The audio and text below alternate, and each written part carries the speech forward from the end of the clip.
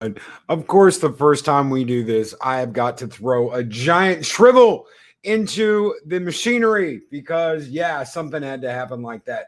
Good evening, everyone. Good evening, Dave, Bob, Crit Sox 5, Darth Hastur, Project Storytime, Speaker for the Dead, Mark the Infinitely Tired, James Andrew Morrison, Adega Outlaw, the Doctor is in the chat post, Saucy Wench, Purple Valkyrie, and Samantha Joe. The Valkyries are here tonight. Sit room, good evening, sir. Nina Green, Jedi Bill 797. Good evening, guys. Chris Persia is here, folks. The Wrench of Wrenches. Yeah, Trey got me. Zinctism. I hope I'm saying that right. Zendicum. What's his face, McWhatnot? Good evening, everyone. Guys, I want to tell you something. There is an age-old adage here and other places on YouTube. And folks, it is called Get Woke, Go Broke. And what have they done, ladies and gentlemen? I could not believe my ears. I'm going to ask y'all some questions here in just a minute. I know you want to get to the meat and potatoes of this, and we are going to get to the meat and potatoes of this. And I'm going to ask you guys some questions that I want to know what you want to know here tonight. But before we get to that, in the first 20 seconds of Disney's earning call, they wanted to ensure everyone out there that their diversity and inclusion initiative was moving forward wonderfully. What in the hell does that have to do with an earnings call? What does that have to do with an earnings call? In the first 20 seconds, I would like to assure everyone listening right now that our diversity and inclusion initiative is moving forward wonderfully. What in the hell was that? Colin B. Smith, yes, I will. Could you quickly explain what an earnings call is, please? Yes, sir. That is exactly what I will do. From Colin P. Smith. What they are going to do is talk about what money they made, where it went, assure their stockholders that we are doing the very best thing possible to ensure profitability, make sure y'all get your dividends, make sure that on every stock you're making your money, and show you the numbers in the best way they know how to make themselves look good. And let me tell you guys something. They didn't. They did not accomplish that. It was all smoke screens. It was all bullshit. We will get into the meat and potatoes of that, but I want to hear from each and every one of you. Do you have any questions here? Do you have any questions for the panel? I have a wonderful panel coming on tonight. We've got Mexican Ironman, who, let me tell you something, knows the numbers. He taught me more about the numbers of all of this in 5 minutes that I couldn't have known my entire life. Lady Gravemaster, who understands exactly what they are doing at Disney. And Lori Roberts, a wizard in the stock market scene, folks. She knows. She knows. Loki's Mornings of Mischief. Thanks, had a general idea, but wasn't sure. Is it open to the public or only shareholders, customers? It is open to the public. Anyone can listen. I got to listen today. It is open to the public. But unfortunately, people from the public can't ask questions. We got questions from banks, and they were padded questions. Let me tell you something. These were padded questions designed to make them look good. Hey, I'd like to ask you, since we made so much money so far this quarter, it was all bullshit. It was all padded from the play line. And when they did get asked to direct about a question about something, they dodged and weaved. They dodged and weaved. They said things that made absolutely no sense. Yes, Speaker for the Dead, this call was nothing more than the band playing while the Titanic sinks. Yes, and Mexican Iron Man is going to show that tonight because Mexican Iron Man has all of the numbers. See, they have to release this report. It's not just, hey, let's get on and talk and make a smokescreen. They have to release the numbers, people. So when Mexican Iron Man got a hold of the numbers, I want to tell you, I have never seen some shit like this. I've never seen some shit like this. It made me really start thinking about numbers and why I know this is absolutely crazy. Why numbers are important. I tell you all the time with YouTube and the stuff that we do, don't worry about the numbers, just do it. Don't worry about the numbers, just do it. Well, let me tell you something.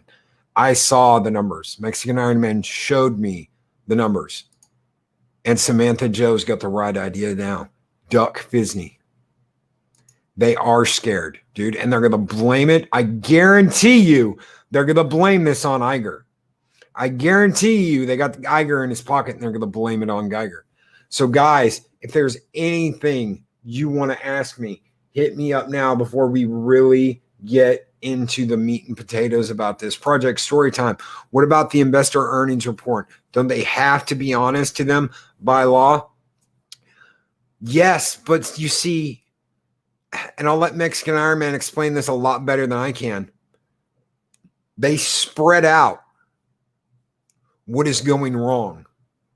Oh, well, because, we didn't really succeed here. It's spread out over this area. There was a lot of that. Oh, because this performed better than expected. It's going to make you're not going to be able to look at this. Don't even look at this. Don't even look at this. Just look at how we did good here. Just look at how we did good here. And look at diversity and inclusion, folks. Seriously, you need to really look at our diversity and inclusion program. Diversity and inclusion programs are not going to save you when you're losing billions of dollars. And guys, that is the way they open this. Hey, look at us, diversity and inclusion. Don't worry about the numbers, folks. Don't worry about the numbers. And that's exactly right, James Andrew Morrison. There are many ways to make a spreadsheet look good. And that is exactly what they tried to do. I even heard a comment.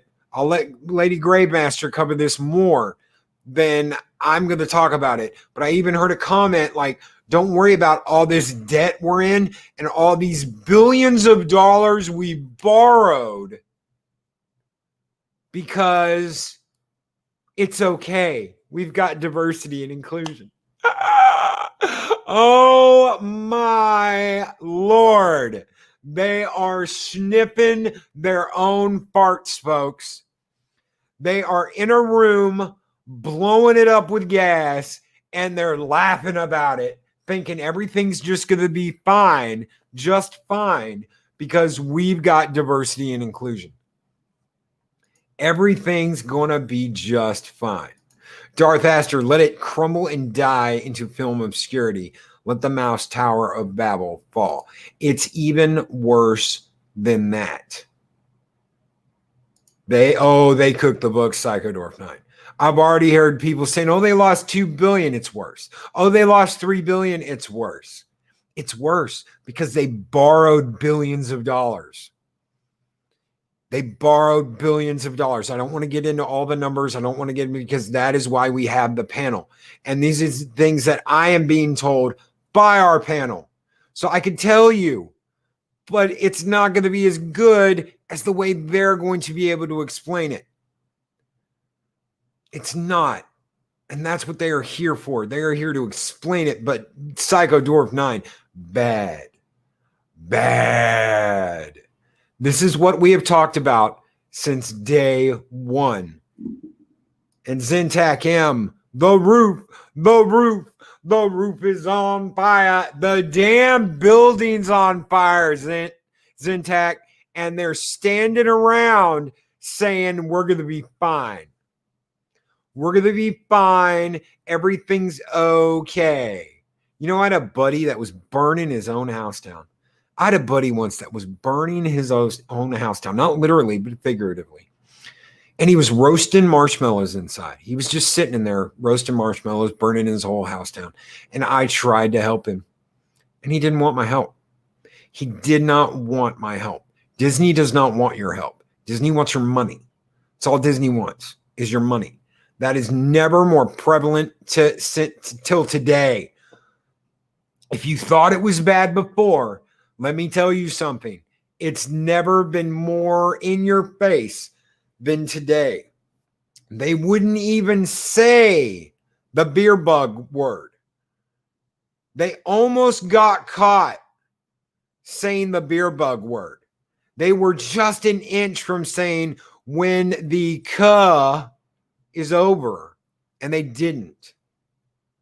When this is all over and the "k," and he stopped himself mid-sentence, I shit you not, stopped himself and said, excuse me, when consumer confidence returns. Oh, consumer confidence returns. Are you shitting me? Are you shitting me? Project Storytime, exactly. Oh, don't worry about the huge debt. Of course, I'm in a mixed marriage. I'll try mentioning that the next time my rent is due. That's right. That's right. Parrothead, if House of Mouse goes tits up, a shitload of people will be unemployed and Orlando's economy will take another hit. Oh, it's worse than that, dude. It's worse than that. There are layoffs coming. They are already getting rid of everyone that was at Fox left and right. They have slashed budgets. And there is all this double talk. Yeah, Karen almost said it a few times. That's right. That's right. They almost said it. They almost said it, didn't they, Lori? They were that close to saying it. Darth Monkey, oh, rather, okie dokie. I'm going to make popcorn. Loki, I need the keys to the machine. Done deal, brother. There you go. Keys to the machine are in. This is the biggest giant shitball I have ever seen. Rambling Canuck, Loki, the issue I have is when major home known names like this start to fail, it sadly ends up being the taxpayers that are called on to pay that debt. It's going to be even worse than that because let me tell you something, guys. The only reason why Disney made a profit this year, two reasons. Number one, they took out a $5 billion loan. Number two, they got relief. They got tax relief. That's it. Mexican Iron Man's got the numbers. He is coming. He is on the way. I don't want to get too much into that. But everything I heard tonight was absolute insanity. Absolute insanity. One of the things coming that I will go ahead and bring up because I'm going to talk about this tonight and I'm going to talk about it tomorrow morning with 24/7 Fusion Media. Does anybody remember the Disney Vault? Does anyone remember the Disney Vault? Back in the day, throwing VHS tapes in the Disney Vault. Can't buy them, can't get them. Have to wait like till next year to get that shit. Does anybody remember that? Dave Bob, yep. Psycho Dwarf, yes. Mark, yes. Cred Sox. Everybody remembers the Disney Vault, right? Everybody remembers the Disney Vault. Well, imagine this, folks. Imagine this. Imagine, and they're going to do this. They're going to do this with Mulan. So you know what? You don't have to imagine it. I'll give it to you. It's a fact right now. They're going to do this with Mulan. The only way you will get to see Mulan, not that anybody would want to anyway, is to be a member of Disney Plus, meaning you have to be a subscriber of Disney Plus, and then pay $29.99 to rent it. Not buy it, rent it. a pay-per-view option, direct to video. Rent it. You can't buy it. You can only rent it for $29.99. Daybob says $29.95. It might have been that. I don't know. I just remember $30 fucking dollars for a movie that you can only watch once. And you have to be a member of Disney Plus. It's Psycho Dwarf 9. If this is successful, this is their test run, brother. This is their test run. If they're successful, how long do you think it's going to be before they cut out the middleman, before they cut out the theaters? And they do this with everything, with the Marvel movies, with everything else. And after, this is the lovely part of this, after it has done its pay-per-view run, it will be exclusively on Disney Plus, nothing else. So if you want to watch the Marvel movies that are going to come out in the future, and they do this, they go beyond this test run. Psycho Dwarf, here's the rub, brother. If they do this and they go beyond the test run and they initiate this, they were very, very clear. The only way you will be able to watch it is on Disney Plus.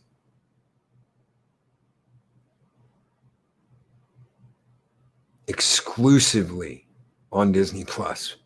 That will be the only way you can watch it. They don't have to worry about you having physical media, because then you always have to be subscribed to Disney. 50 for Black Widow, calling it now. Do I hear 50, 55, 60, 65, 75, 85, 95, $100 sold? Imagine not being able to buy it, ladies and gentlemen. Imagine not being able to buy the DVD or the Blu-ray. No DVD sales. No Blu-ray sales. $30 to rent it. They are not going to give you a personal copy, Mark. Sailing the high seas will be the way it happens. Sailing the high seas will be your only alternative.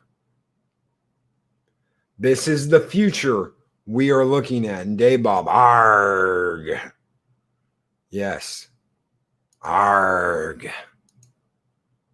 This is the future we are looking at with Disney. They won't talk about, this is their trial run. They won't talk about sending anything back to theaters because nobody can get in a theater. And they don't want to admit that one day this shit's going to be over and done with, because nothing is supposed to go back to normal. We are all supposed to accept that this is the new normal, that we are stuck in this shit as the new normal. That's what they expect us to believe. That is what they expect us to do. That is what they want us to do, is be stuck in this new normal. Security checking products. Please stand by.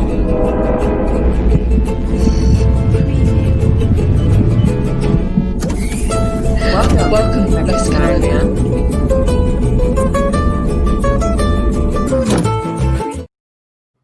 And I would like to welcome Mexican Ironman and Lori Roberts to the table. We are still waiting on Lady Gravemaster, but she is inbound as we speak. Thank you guys so much for being here, and thank you for explaining the numbers to me and everyone here, because I want to tell you something. The numbers in that call were fucking confusing, and they did that shit on purpose. Yeah. So what I think we're gonna do is a little bit winded here, running up that Valhalla hill. I need to get in the gym, man. I need to, like, back then when I was chasing Lori Roberts before I was documented, at least that kept me in shape. But now that I got my papers, we got a little chubby. I thought you were running. You told me you were running from her, not chasing her. No, I was running. Stop that. Are you kidding? I'll let Lori Roberts catch me. I thought she was always calling ice on you. She was. We're past that. We're past that. We're so beyond. Our relationship is so past that you have no idea. Okay, so here's what we're gonna do. I'm gonna cover the facts right now, so I'll go for about 5 or 10 minutes, and then I can't wait till and then we'll get our expert analyst. I am so honored to be with Lori and Lady Gravemaster. The two of them are two of the doggone smartest gals on the planet and the net and the Fandom Menace, and they know their stuff. So it was a pleasure, Loki, to be assigned to do this with you today, and I got all my notes. So I thought what we'd start with is why don't we start with how the president and the see this is this we're about to hear from the tape. I got the tape of the diversity thing, by the way, for you. We're gonna start with that. Guys, you're gonna love this. Okay, hold on. You're gonna make me throw up again? You what? You're gonna make me throw up again? I don't know about that. Maybe when he talks about diversity. They opened with diversity. They opened with diversity. No, but here's the funny thing. Okay, so ladies and gentlemen in the chat, you're about to hear from your leader, your president, your CEO of the Disney company, a multi-billion-dollar company, the company that has been entrusted with the care and stewardship of all that was great for you as a child, as a teenager, and the fond memories we have as an adult. I am about to let you listen to audio tape from the earnings call of the fearless leader, the person who is entrusted on this planet with our most dear properties, whether that be the Marvel universe, the Star Wars universe, the Disneyland universe, and all things sideways and in between. So, let me do a little share screen right here. Let's see here. Make sure you share audio. Yes, sir. Yes, boss. I'm getting better, boss. Hey, boss. I'm sorry I ran in on you this morning, bro. I didn't mean to. I'll make sure I'll at least look see if the red light's on. Sorry about that. Make sure the sock's on the door too. Yeah. What's the sock for? We'll talk about that later. One day you'll understand. What's the sock for? I don't get it. Wait, I just wanted to break into Roxanne with the red light. Oh, why'd you send me that picture? Oh. Okay, so I picked the Chrome tab. Okay, Chrome tab. Okay. Chrome tab. Right there. I'm going to put that in the StreamYard, right? Yep. We're going to share the audio and check. What do we got? All right. Here we go. Wait, do you see it? Yep, I see it. Do you see the whole, like, the campus, the Disneyland campus? No. What do you see? No, you got the earnings call up. Hit play. You're in StreamYards, dude. You got StreamYards pulled up.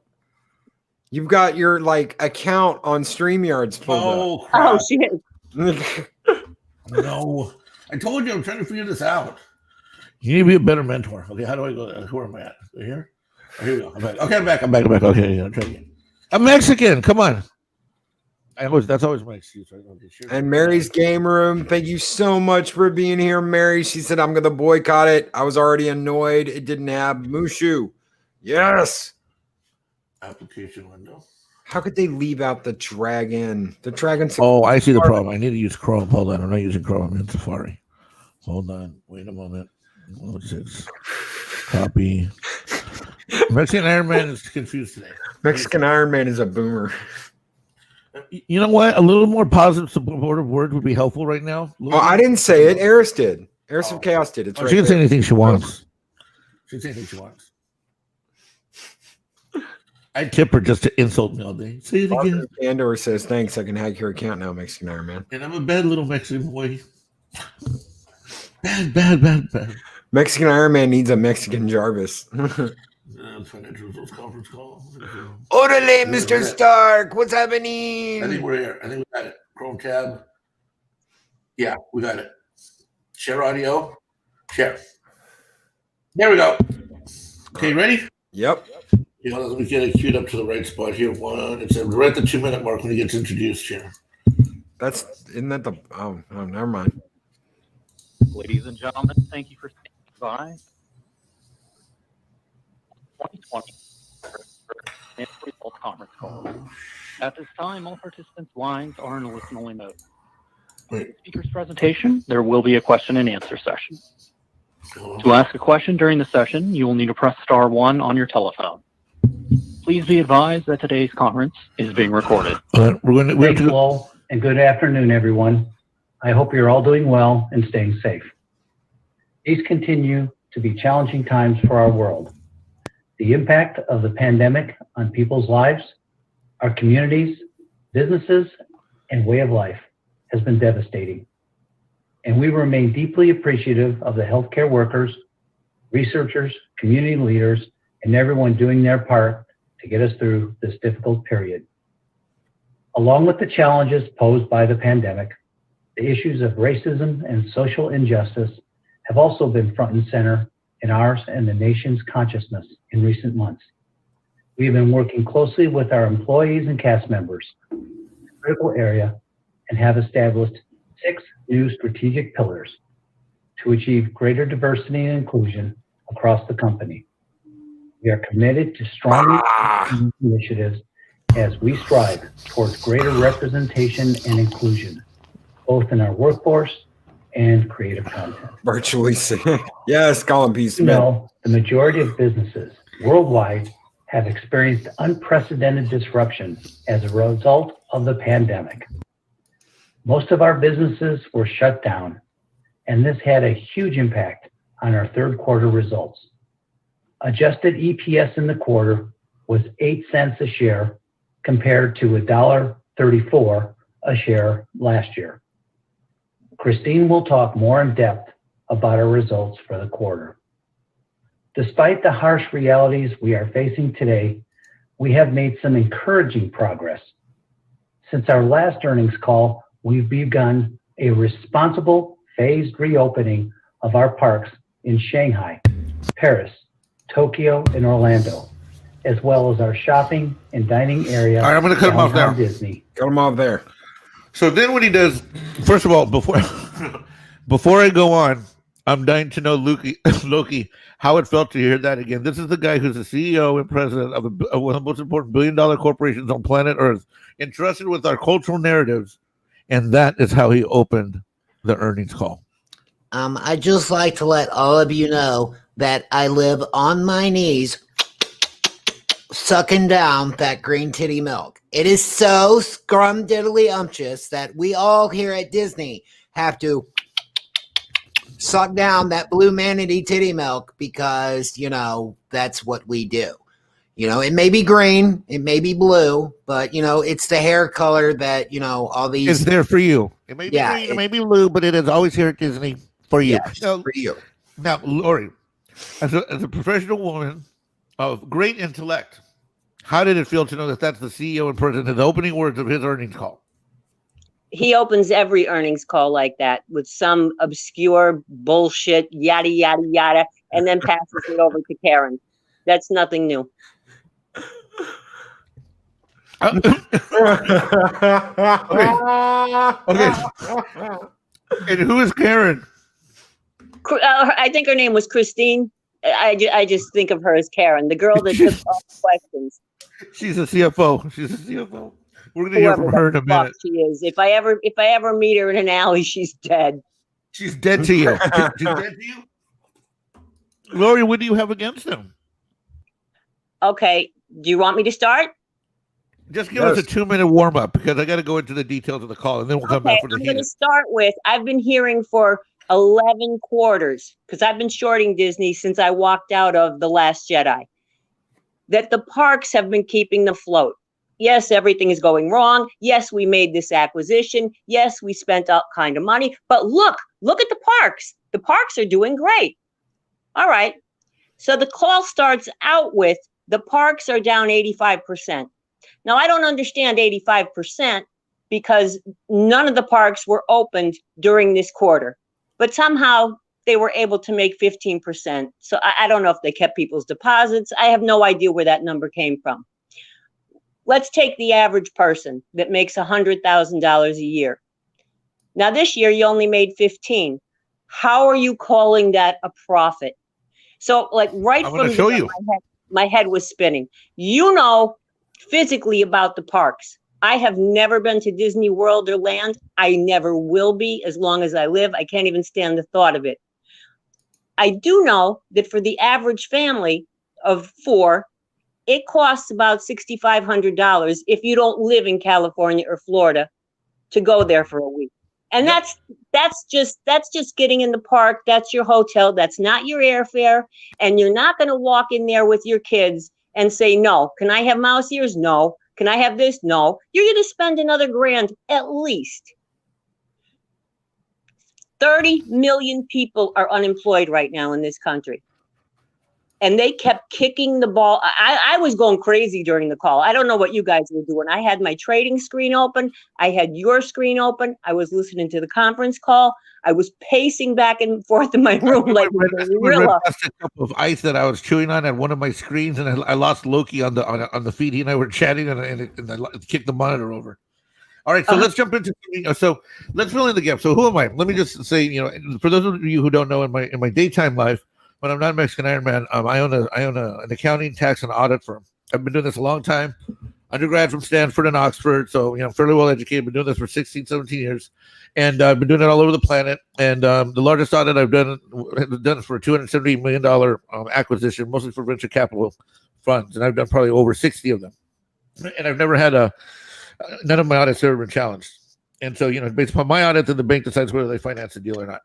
So I've been doing this a long time. And I love doing it. But this wasn't really a full audit, but I'm very familiar with earnings calls. So the reason why I know so much about this stuff is because I do it for a living. And acquisitions is one of my strong suits, and reading financials. So let's jump into this. So he went into that. Now, what we're going to have posted up for you is there were 3 things. There's a speech. So we're going to have, if you do want to listen to the entire 1-hour Q&A and speech that Karen, you see, maybe do that again. The CFO and the CEO we'll go ahead and put that link in the chat, and so you can listen to this 1 hour later. We think you're going to want to shoot yourself because I got so mad I ran outside. It's just awful. And we're going to get into what are the most frustrating parts. We're going to answer all your questions. So we'll also have a link to the actual paperwork that they distributed. Now, here's the backdrop of what was I thought really nasty. And Lori, feel free to jump in.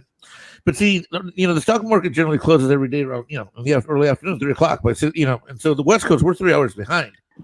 So Disney decided deliberately to do this on a Tuesday. We're in earnings season. They could have done this anytime they wanted. They did it on a Tuesday afternoon at 4:30 East Coast time, which is well more than an hour and a half after all the after the market closes.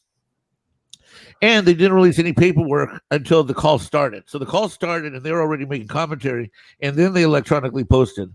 Their comments. Now, there's for some select groups of traders and in the finance community, they got them 15 minutes before the call, but no one got it earlier than that. And so, really, what happened is you have Disney basically at late in the afternoon on a Tuesday, after people are already going home, which most of the media is on the East Coast because it's in the financial district, giving out very little written paperwork, doing a 1 hour call with about 20 minutes or 30 minutes of the call where people with, pre-approved scripted questions from some of the shittiest investment banks in the country and some of the biggest morons that work for them. And it was really quite comical. Now, I was looking in the chat of what you guys said you wanted answers to. So what I'm going to do is I'm going to cover what Loki wanted me to cover first, which is the Loki thing. You wanted me to cover the numbers, right? Yep. But hey, really quick, Eastlyn Burkholder asks, please comment on decade-old rumors of tricky accounting, propping up for profits and net worth. That's what we're going to get into. And I was really excited. I had my list of things that I couldn't wait to hear about. And well, we'll get to that in a minute. So let me just cover some facts right now. So let me jump out of this here. And okay, so let me share another screen. So first thing I think that's important is I'm going to lay a little backdrop for this little company here. And what I'm going to do is, let's see, right click, share screen. We'll share this one now. If you look at the screen, you will see, it's this one right here. Yeah, you'll see a summary of financial data from 2008 to 2012. And this is I took this from one of the financial reports from a while back. And what you basically see, if you go right to left, 2008, 2009, 2010, 2011, 2012. Well, who remembers what happened in 2012? Anybody? Lori? Star Loki? Star Wars. What happened? Yes. Ding, ding, ding, ding. Correct. Star Wars. What happened? We bought it, right? Yep. All right. So here we have Where was the stock then? Where was the stock when they bought Star Wars? well, let's see. Can you 62? something like that? Yeah, something Okay. like that. Yeah, Go something like. Well, actually, if you can look it up. Well, I can't look. I don't have to. I need a third Go monitor. ahead. It doesn't matter. Okay, well, basically what we show here is we show a progression of like 37, 36, 38, 40, 42, kind of, gradual increase in revenues. Almost like they were doing it naturally. Almost. Yeah. And then we have net income, and then we have net income attributable to Disney. Now, the difference between those two is like, here's our core business, our theme parks, our hotels, this, that, and the other. We have, per common share, things are like 35, 40 cents, 60 cents. And look at our balance sheet. Yeah, we got 62 million total assets. Our long-term obligations, about 15 mil here. So that's what, 1 to 5, 1 to 4, Lori? Yeah. Disney is 4 major companies. Go ahead and go over that with them. Major sectors. Yeah. Go ahead. Go ahead. No, go ahead and describe the 4. Teamwork. Well, you have your movies. Yep.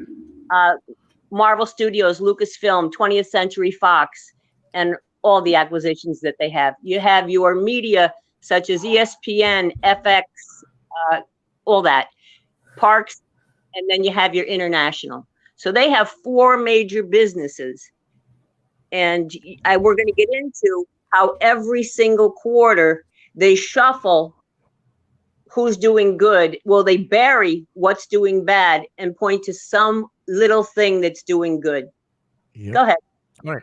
So basically, then, if what we see here going up to 2012 is we see this is in our business. This is as accountants. This is a very clean company in the sense that there's gradual. There's what's called controlled profitable growth in revenue, earnings, and nothing really starts to look weird till we get to 2012. There's a little footnote down here. Says the fiscal 2012 results include restructuring and impairment charges in connection with the acquisition of a controlling interest in UTV. See consolidated financial statements. I'm not going to get into the details of that, except to let you know that when things don't go well, when they buy something, the accounting world lets them restructure that and kind of write it off like bad assets. And I'm not going to turn you into a CPA overnight, but basically that's where the trickery begins. Now we're going to jump ahead here to the next screen, and things get real interesting real quick.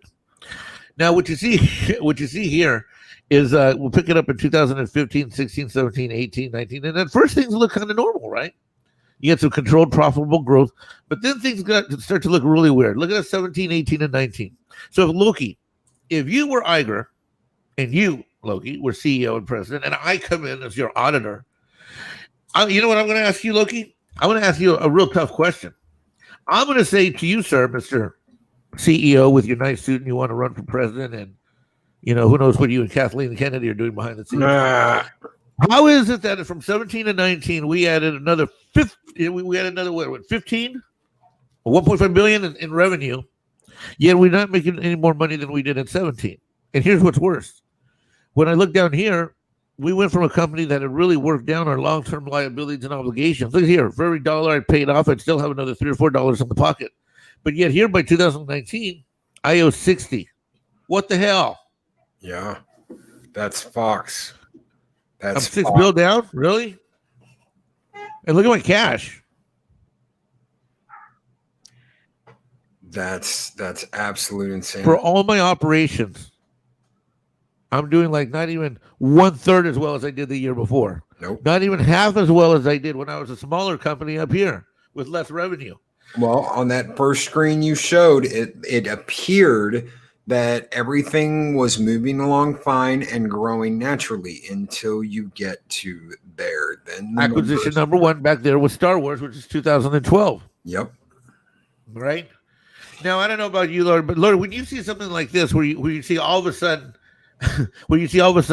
the long-term liability and obligations, the long-term debt, shoot up that fast year to year, and you see maybe, okay, well, revenue shot up. They had the acquisition, so the revenue must come from the acquisitions. But there's absolutely no net profit or no cash from operations coming from that purchase. Well, what do you say about that purchase, Lori?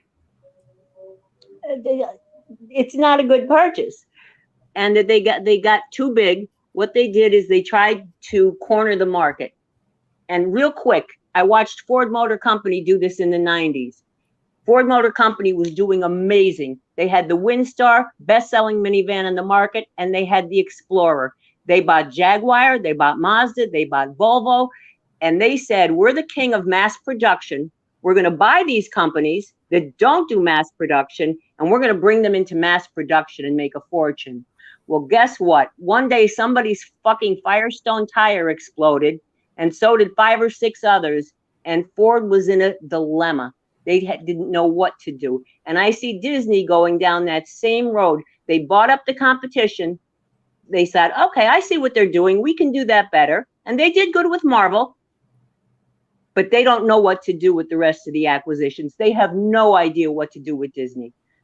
Now that COVID hit, or whatever we're calling it today, the election infection is what I call it. They don't know what to do. I would suggest they didn't know what they were doing with Marvel. They just happened to have Favreau and some other people there that were already working on it from Marvel. That they had a battle plan with Marvel already set out when it was owned by Marvel Studios and being thrown out by Paramount. They had a battle plan in place. They already had phase 1 and phase 2 ready. They were in the light planning stages of going forward after that. They had the plan in place. Disney changed some of those plans. They took Captain Marvel out of the end of Age of Ultron. That was filmed. There was a stand-in. They were going to digitally replace that stand-in with the real Captain Marvel. Plans were put on hold. Some things were changed. Some things were kept in place. But that battle plan existed before Disney ever bought them. Okay, so that's why they didn't F that one up. Thank you. And when talking about trickery, here's some trickery. Fiscal 2018 results include a net benefit from the Tax Act. That was the Trump plan that got implemented the year before. Per diluted share, the benefit from a reduction in the company's fiscal 2018 statutory income tax rate, 75 cents per diluted share. That meant that when they issued dividends in 2018, whatever those dividends were, where were they? Where are they? They up here? There we go. 2018. $8.36. All right. So of the $8.36 that they put out, just in this note alone, and I could keep going to the next one, $1.80 of it came from tax crap, not even from running the company correctly. Yeah. Another 28 cents here. So it's what we got, $1.85. So over $2. So that means more than 25% of the diluted earnings per share came from tax chickenry, not from a well-run company. But see, you know, these analysts, exactly, you said, well, the tax benefits are not real profits. But see, when you want earnings per share, all these analysts give a shit about is, am I going to get some cash? Am I going to get some earnings? Disney stock started around $1.15 and $1.17 and was hovering up and down around $1.17. By the time the damn call was over, I think it closed at $1.19, right, Lori? It closed at $1.17. When the first sheet that you talked about came out that the early traders got, okay, it was down $4 a share after market. Oh, it was? Yep. As soon as the conference call started and going into it, it wound up after market almost up $5 a share, 122. Oh, so it ended up now that was a short squeeze. Don't get excited. That I'm not even worried, and I'm short. Because that was just everybody who's scared they're short for tomorrow morning. The numbers, traders are going through these same numbers that we're going through right now. Right. I guarantee you, I promise you, this is what they're doing tonight. And even though the conference call sounded wonderful, the numbers don't make sense at all. Oh, it was great. Oh, yeah, it was great. Can I ask Lori something real quick? Go ahead. Mexican Ironman brought up all they care about is that how much money am I getting per share? It was almost 20 years ago now when another company was looking really good, like they were going to take over the entire world because of how much profit they were making per share. So much profit that all of the employees for this company put all their savings into the company stock, and that company was called Enron, and we all know what Exactly. And I would like to welcome our other panelist to the show, Lady Gravemaster. Thank you so much for being here. Hello, Lady Gravemaster. Of course. Hello, everybody. Sorry I'm late. Love you all very much, but had some family stuff to take care of, and family first. Yep. Lady Gravemaster, also known as the K1 Slaughterer. Oh, no, here we go. Just to give you this real quick. The Walt Disney Company today reported earnings for its third fiscal quarter, ending June 27, 2020. Diluted earnings per share from continuing operations for the quarter was a loss of $2.61 compared to income of 79 cents in the prior year quarter. Excluding certain items affecting comparability, diluted EPS for the quarter decreased 94% to 8 cents from $1.34 in the prior year. So that's what everybody got today. You got 8 cents. It goes on. But here goes the exciting part.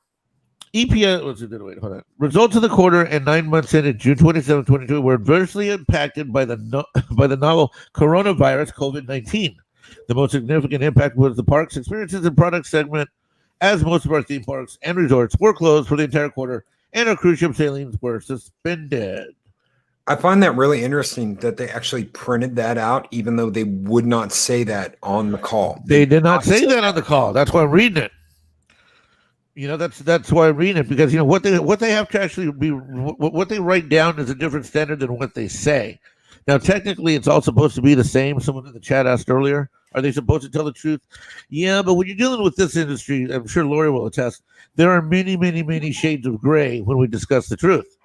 Truth is relative.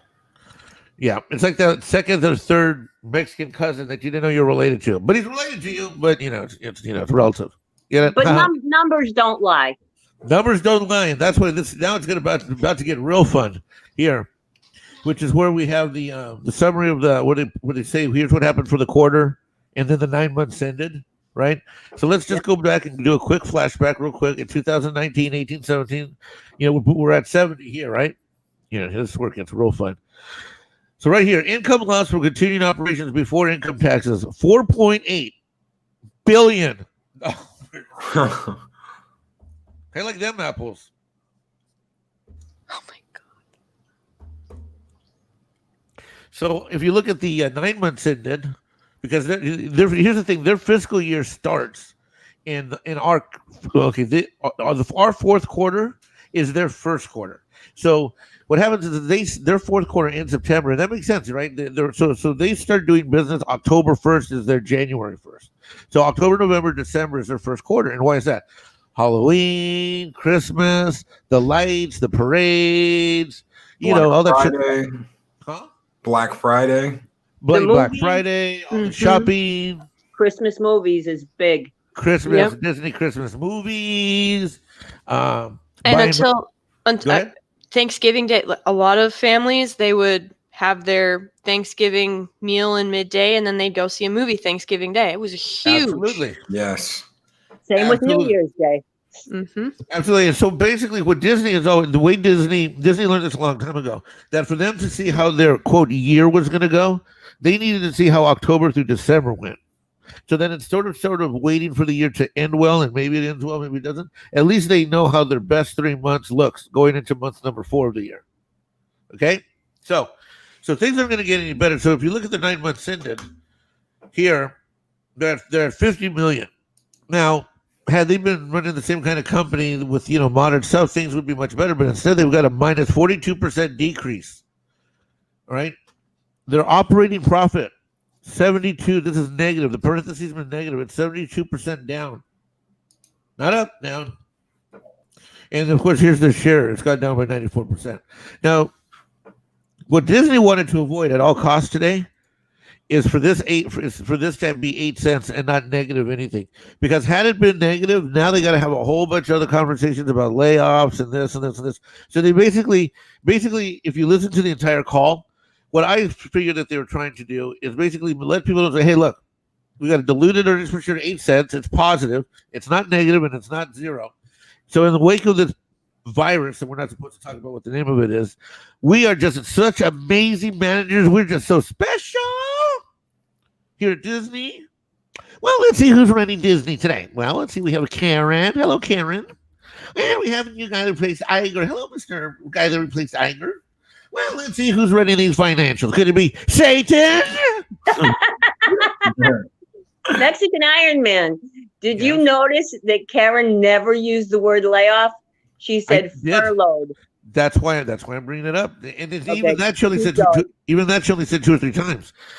See, because we know that there's rumors of layoffs, so she couldn't get off that call without saying anything, but she used the word furlough. Now, that is also important for another reason. And if you listen to Clownfish TV or any of the heavy Disney channels, I can't remember his name, but there's a fella that was at Disney for a long time, and he vowed that no matter how bad things got, he would never lay off any of the character workers, the performers. I wish I could remember his name. It wasn't Walt. It was the guy that worked with Walt. I can't remember his name. He ran all the parks. And so for them to talk about furlough is important because the word layoff is not a Disney. It's kind of like it's not a Disney allowed word. You're not supposed to use that word, layoff. But that is what's going to happen. Because when you look at these numbers that are on your screen, ladies and gentlemen, Loki, if you're Mr. CEO Iger, there's no way in hell this is sustainable. No, absolutely not. You cannot. And here's the other thing: Lady Gravemaster was great. I heard her on Gary's show. When did they borrow? But did they borrow 4 or 5 billion at some point? 5.5 billion. When was that? Billion with a B. That was December. So with this loss, they've already blown through that. And today on the call, she talked about our cash flow. You don't have a fucking cash flow.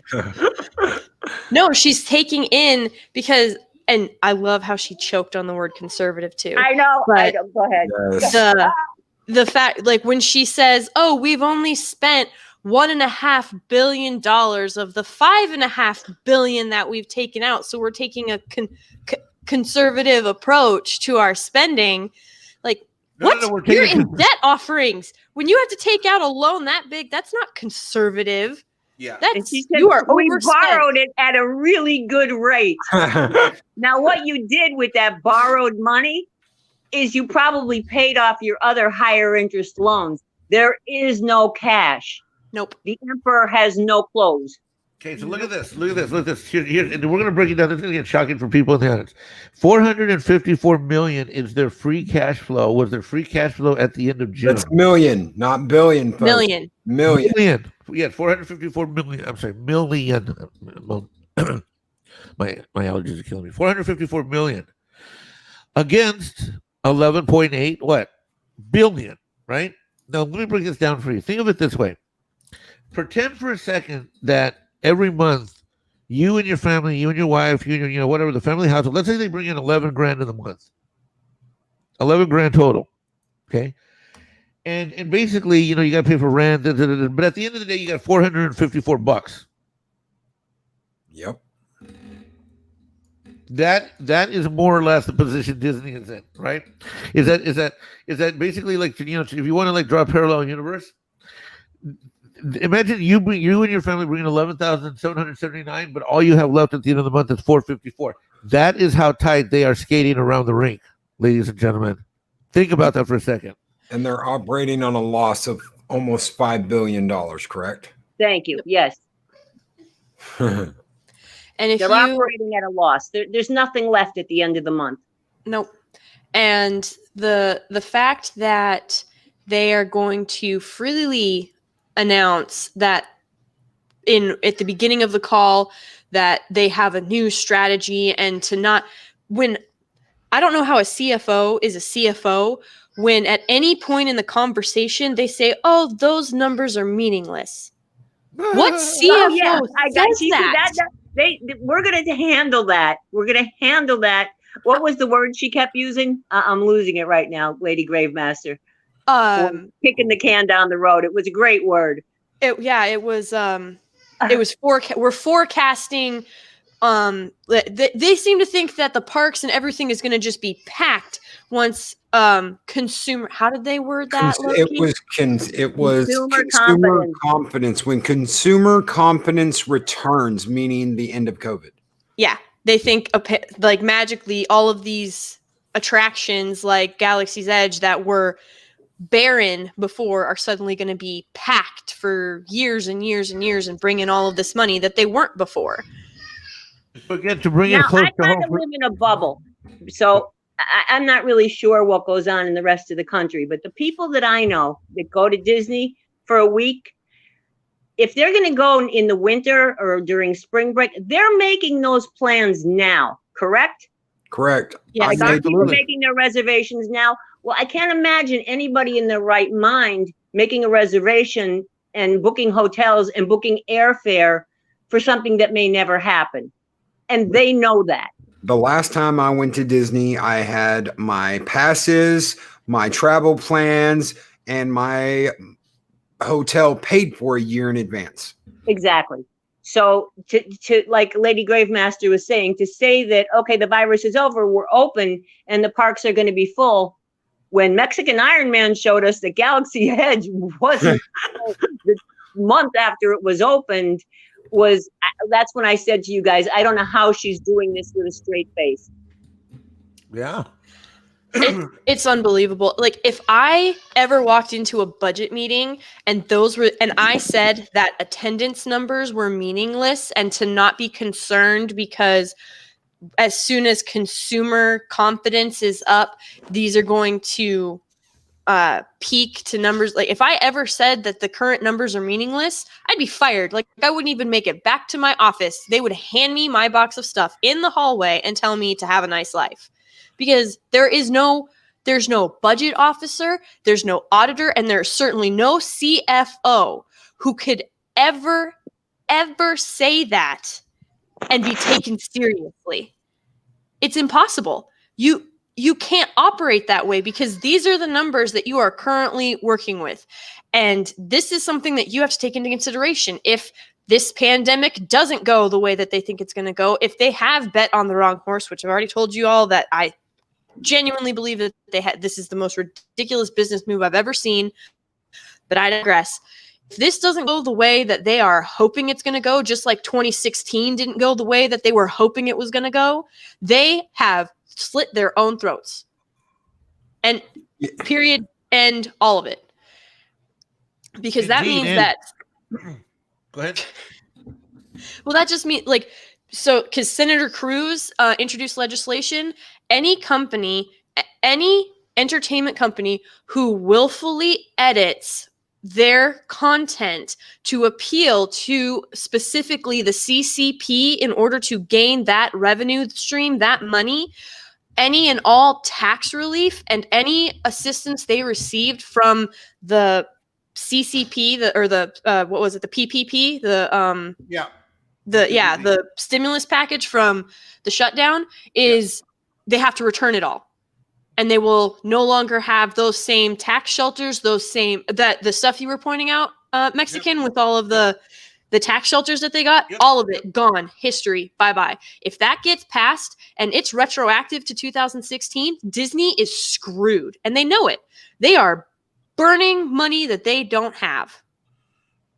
Now, interestingly enough, so they launched in, as the ladies are mentioning, the call then turned away from these financials and turned to what is their direction. And I'll just briefly lay it out, and I'll let them and Loki talk about it.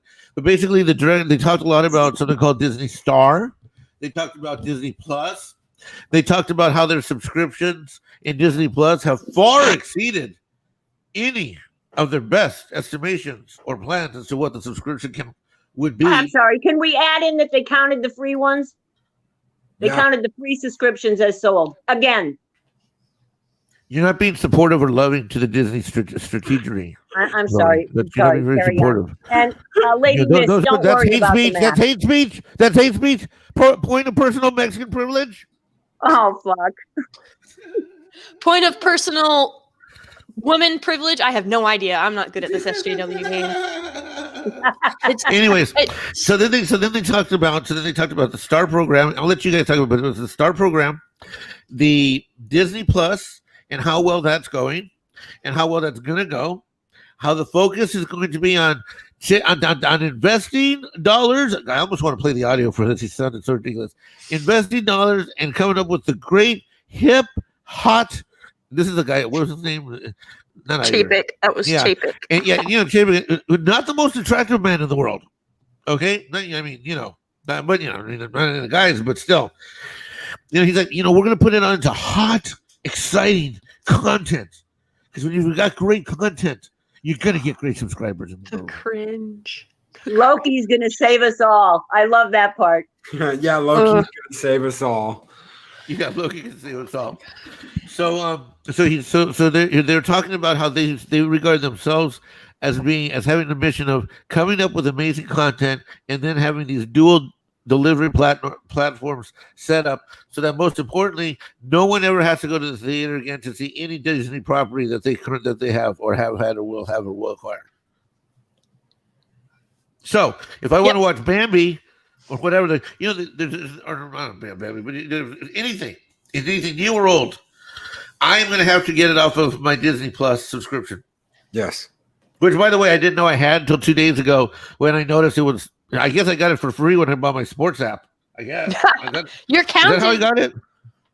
I don't know how I got it because I discontinued it like 3 months ago. You got the ESPN premium thing, and you got that for free along with it. And they are counting that. Yes, they are counting that as a paying subscriber. How Disney thinks, how this woman can honestly get on there and say that, oh, ESPN is doing great, and we 100% expect that in the 53rd week, NBA and MLB numbers, because of playoffs and World Series, are going to have exponential dividends or revenues or whatever it was, whatever word she used, that was a complete and total lie, because nobody's watching that stuff. We call that down in the South a giant load of horse shit. Every single earnings call, they make a big deal about the advertising money that they get from ESPN and such. Now, you can't tell me that Anheuser-Busch, Seagram 7, Burger King have been spending money while there's no sports on. So they glossed right over that. One of the analysts kind of asked a question about that, and she just totally ignored the question about advertising money. So, last point. Last 2 points, and then I want to hear, and then I want you guys to get fired up. Let me tell you what wasn't discussed. I didn't hear anything about the SEC charges and the whistleblower. Did you, ladies? The special investigation? Well, they're not going to bring up the SEC in a conference call, Mexican Island. However, someone could have asked the question. The question could have been asked. They don't ask those questions. Those analysts are paid not to ask hard questions. Doggone it, Lori! I want to believe I live in a fair America. I do. The land of the free and the buffalo. Honey, they're all on the payroll. It's the same analysts from the same banks that get called on every single call. I can tell you what their question's going to be before they ask it. Colin P. Smith makes a good point. 53rd week, and she's an accountant. What sort of calendar is she using, or is that a financial year thing? It's a financial year thing. Yeah, it's a financial year thing. There's but it's supposed to only be every 5 to 6 years. This is another thing that I think Disney is using to sort of fudge the numbers. Because you have the 52 weeks of 7 days or the 364 days, you still have that extra day in there so it's only supposed to happen every 4 to 5 years because of leap year. If we're gonna try and break this into calendar ideology, so really you're only supposed to have a 53rd week every 4 to 5 years. I'm pretty sure. I'm still going back and looking through, but I'm fairly certain that Disney has had a 53rd week for the past 3 years. I think so too. Look, the dates are weird. The dates are weird when you look at the recent reports. Yep. Okay. Anyway, let me see. Also, did you guys know that let me share my screen again. Last thing. Check this out. This has happened in the last couple months.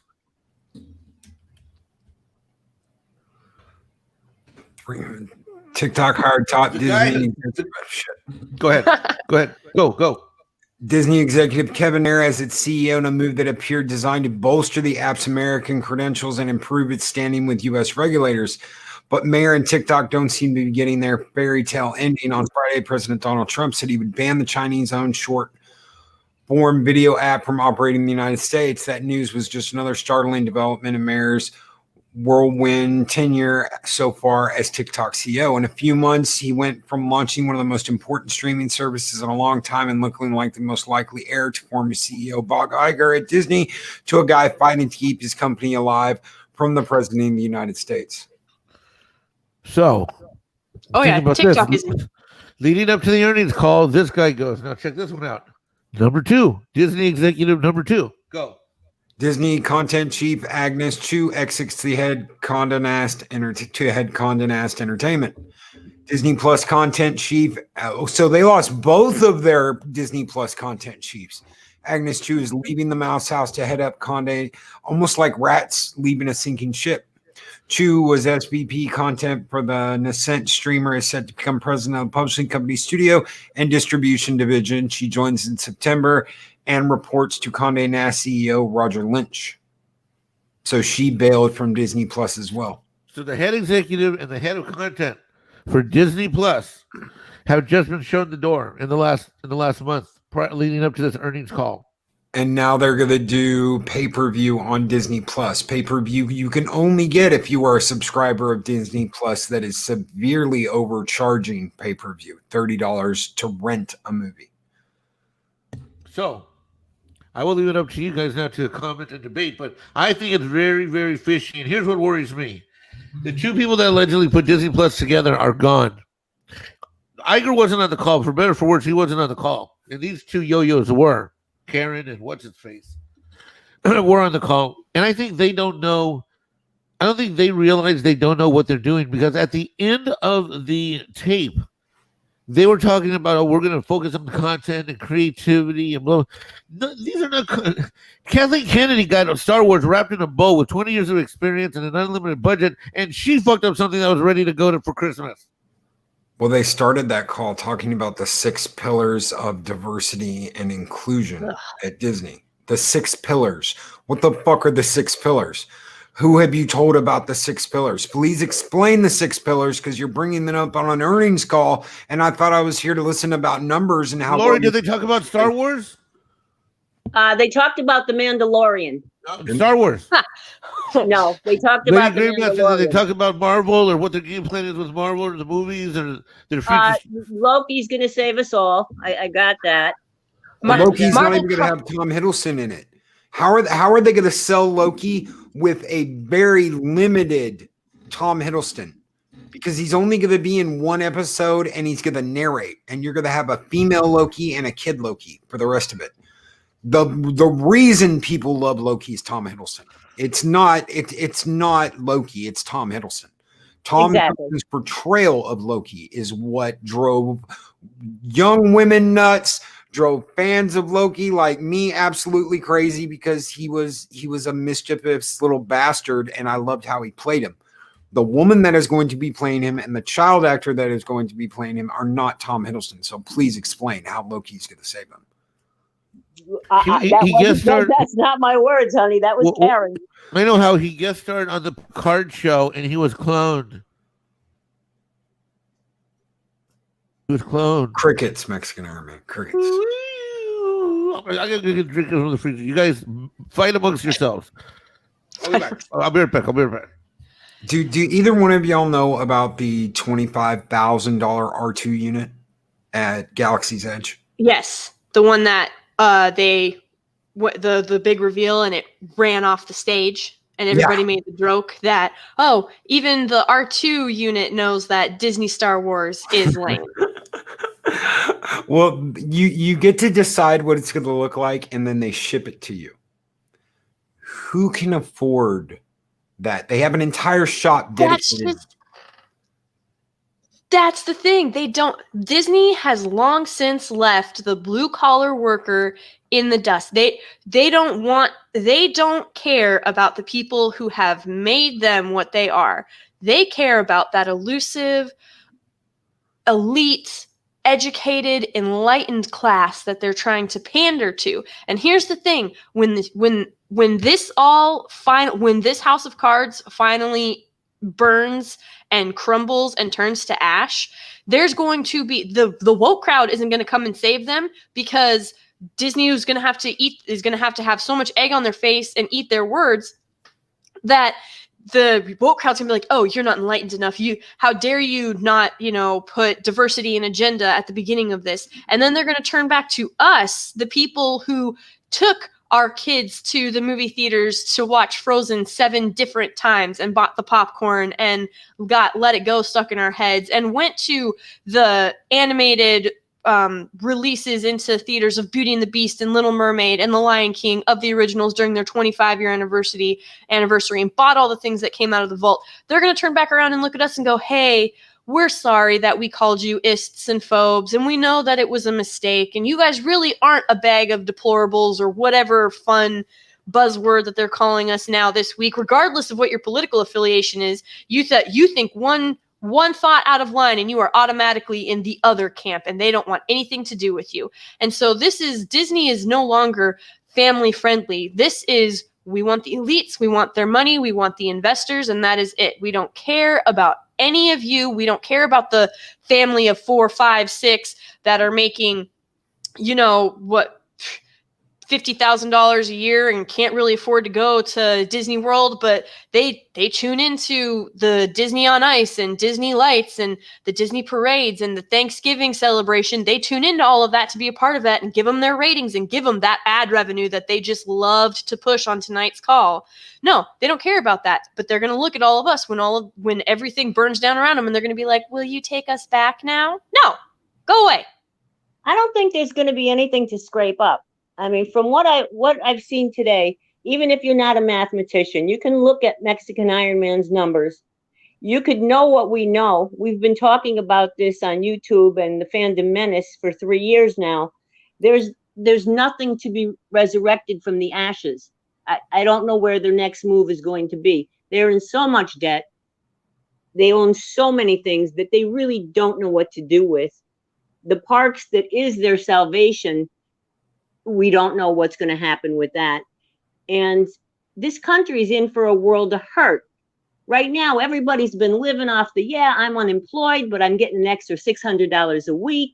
I mean, I made a bundle today on Take Two Entertainment because 30-somethings are sitting home collecting unemployment every week and playing video games. Yep. But that's not going to last. And Disney doesn't have that. Every single one of Disney's pillars, all 6 pillars that she didn't talk about, is all dependent on people grouping together. It's going to be a long time before a lot of people are comfortable to fly, walk into a theater, go to a theme park, or do any of the stuff that they're dependent on. So I would like to think you're right, that there will be some ashes that maybe George Lucas can come and pick over and say, you know what? I'll give you $100 for Star Wars. But I don't think there will be. Before I get off, I still want to say this, and I want to say this with witnesses. I still don't believe that Disney recouped the $4 billion that they paid for Star Wars with the recoup, with all the problems that they had with Solo. I don't think that they cracked the red. I will shut up now. I agree. No, please. No, please go on. I'm good for now. No, I completely agree with you, Laura. Like, looking at the number, going back and just reviewing all, like you said, you don't have to be a statistician or a numbers person or an accountant. You can look at this and go, well, that's a negative, that's a negative, that's a negative. How do you have a positive?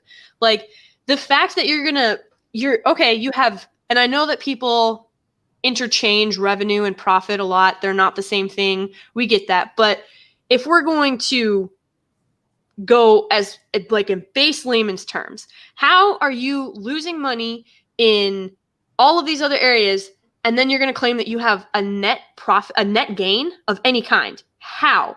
That is the most ridiculous, absolutely asinine thing I have ever heard. Oh yeah, Chris Berza, that's 100% true. Yeah, they'll blame it on Iger. They'll blame it on KK. They'll blame it on the people that said that the Force is female, and they'll say it was all them. It wasn't us, guys. It wasn't us. We had the wrong people in place in leadership. And it won't even be an error in judgment was made. It's going to be, oh, we're rebranding. That is marketing speak for we done screwed the pooch on this. That's what that is.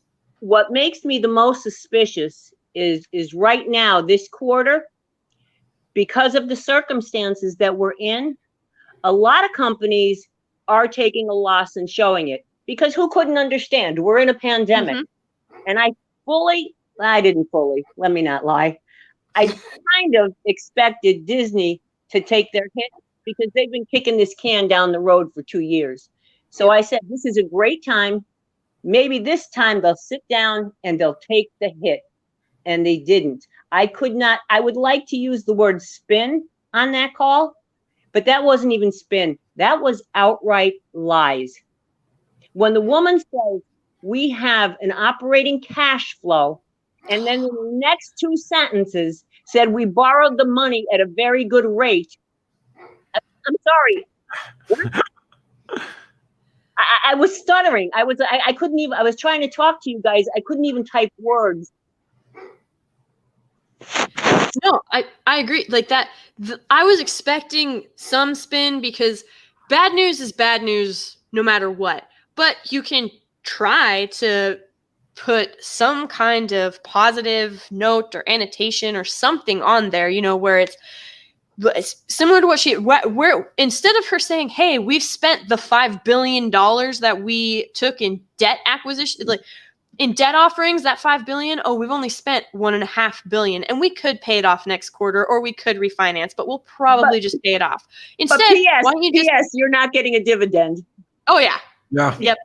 Because even if you own, think of this, because most of those banks, they don't own just one share. It's not like they're only getting 8 cents. They own 1,000 shares, 10,000 shares. That's still only $80 or $800 when these people are used to making minimum $100,000 on their stock. Like, that's the dividend they're expecting, $100K, and then they get $800, $8,000. Like, that's pathetic in terms of the business world. Like, to me, a simple peon human, I'd be like, give me that $80. I will happily take it. Give me that $800. But for these banks to not ask harder questions, it's just mind blowing to me, because it's proof that they are all in this. They're all in this because these banks don't want to look like the idiots for investing in Disney either. So of course they're not going to ask the hard questions, because if they ask the hard questions, it's not about looking like idiots. It's about their own investment. Now, let's say that I owned 100,000 shares at Disney, and I'm on the call today. You think I'm going to ask her a hard question? I don't want my stock to go down. That's exactly why I'm going to roll her the softballs that they did. And that's exactly what they did, because they're invested. And this is what's wrong with this system. You have the people that are investigating. And this is where the SEC is supposed to jump in and say, wait, your numbers aren't making sense, Karen. But they don't. And that's my problem. And that's why I brought up Enron earlier. That is exactly why I brought up Enron earlier. You had banks throwing them money. They were bringing the banks into the building. The banks were throwing them money, thinking we're going to make all this money because their stock is so good and they look so good. And they never bothered looking at the numbers of why it was going up the way it was going up and why it looked like they were going to take over the world. And what's really disgusting is that Chapek is going to sit there and say, I know we all scoffed at it, but for him to sit there and be like, we're going to invest in IPs and in new ideas because that's how you grow subscriptions. And that is, that's the direction we want to go. You were literally sitting on a gold mine with Star Wars and you crapped it away. And then she brought up, what was it? She brought up Rise of Skywalker. Yep. Endgame and Onward, all in the same breath. And I'm like, Onward tanked. Were we not looking at the same? Are we talking about a different movie here? Because Onward completely bombed. Rise of Skywalker, for all intents and purposes, should have had Endgame numbers, and it didn't. It had less than The Last Jedi numbers, and everybody can try and spin that however they want. Everybody can try and justify that however they want. But the fact of the matter is, The Rise of Skywalker, I wish I could see the real books, because I am almost for certain that Rise of Skywalker lost money. Lady Gravemaster, I feel the same way. We never got the operating costs to Rise of Skywalker. I've looked, I've searched, because in every other movie you can get pretty much a ballpark of what they spent. There is nothing on the Rise of Skywalker. Nothing. No. The best you can get is an estimation, and they think their best estimate is $275,000 in operating costs. That's their best guess. Well, the one thing they did on that movie that I know for a fact they did, because they publicized this, is they were editing the movie as they were filming the movie. And if they were editing the movie the entire time they were filming the movie, all up to a month, supposedly before it came out, imagine the man hours and the work of basically, we film this, throw it in the edit room. We film this, throw it in the edit room. Constantly filming for. Yep. Well, I don't know how. I don't remember the particulars, but I do remember Midnight's Edge After Dark reporting a pretty good rumor that at one point in October, all of the CGI had to be redone. Does anybody else remember that? Yes, but I don't. I didn't see it from. Excuse me. I didn't see it from Midnight's Edge. I can't remember what article I saw that in, but it was something to do with the fact that the CGI did the editing. They blamed it basically on the editing room. They said that it was incorrectly edited, and so the CGI wasn't lining up with the actors' lines, and so it had to be. That was how they spun it. The CGI had to be remastered because there was like a delay. Oh my God. Let me tell you guys something about editing, because this is something I've spent the last 20 years doing. When I made that little news intro, guys, that we did earlier, that is a 2-minute intro. Loved From it. Start to finish, that took 4 hours for a 2-minute intro. 4 hours. Now, if I'd ripped something and just overlaid a soundtrack to it, that'll take 5 minutes. But that was all stock footage that I put together, that I worked on, that I changed effects to, that I turned, that I created in a 3D space and spun. 4 hours. And it's on my computer for a 2-minute reel. And then I sent it to Mexican Iron Man, and he said, "Can you add this here? And you misspelled this here." And that took about another hour. So all in all, 5 hours to do a 2-minute clip. Imagine what a movie is like, folks. Imagine and I'm not a pro. This is just something self-taught, no lessons, Dad, that I spent the last 20 years learning how to do.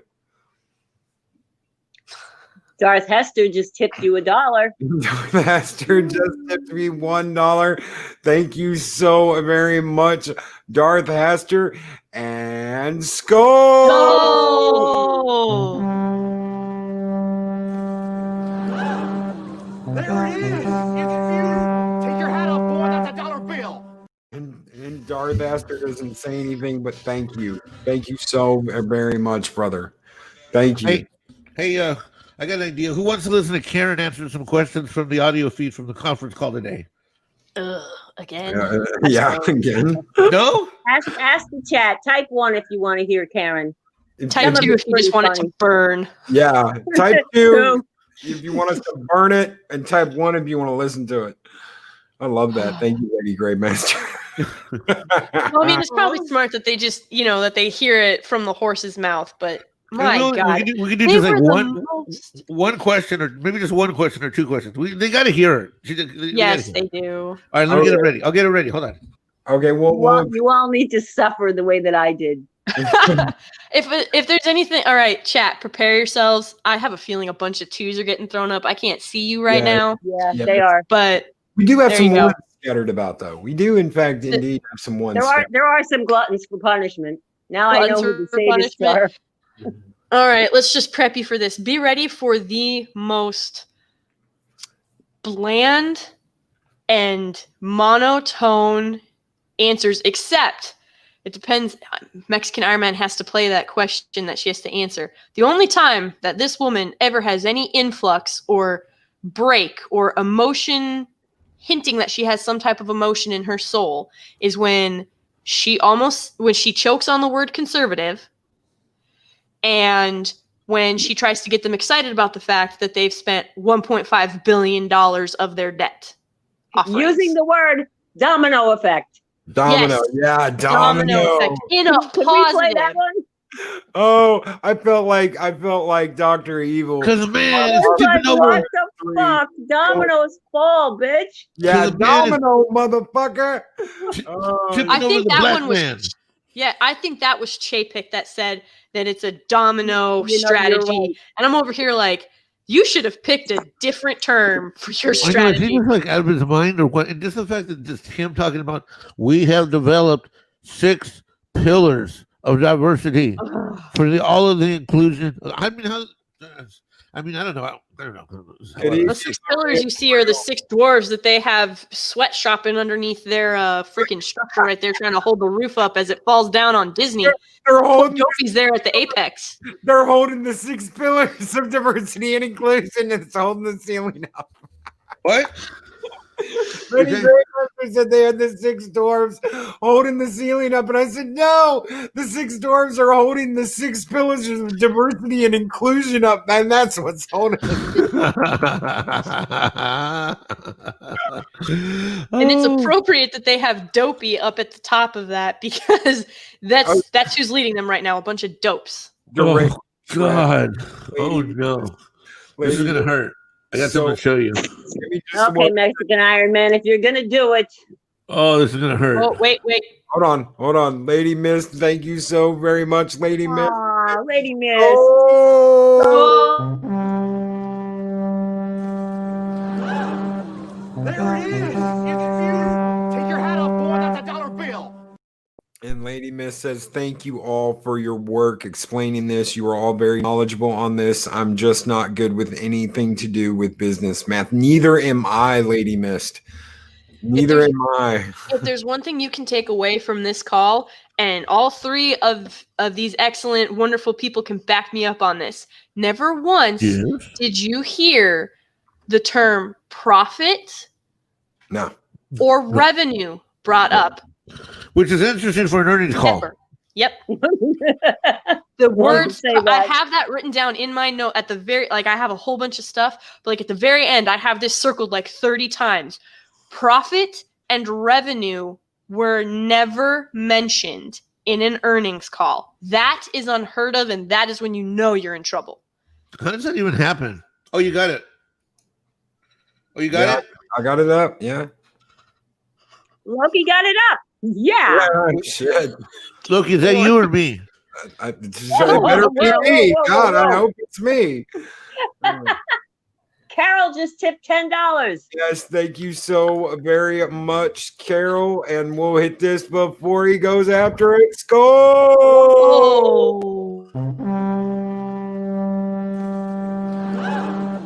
There it is. Take your hat off, boy. That's a dollar bill. And Carol says, oh man, I love this. Great job, all. Thank you so very much, Carol. Thank you so very much. This has been such an insane day. Hold on, you got that right. Did you include the audio? Did you click share audio? No, I didn't. So hold on, I gotta redo it. Oh God. You go. I don't want to go. You go. You go to the conference call. Oh. Okay. Here we go.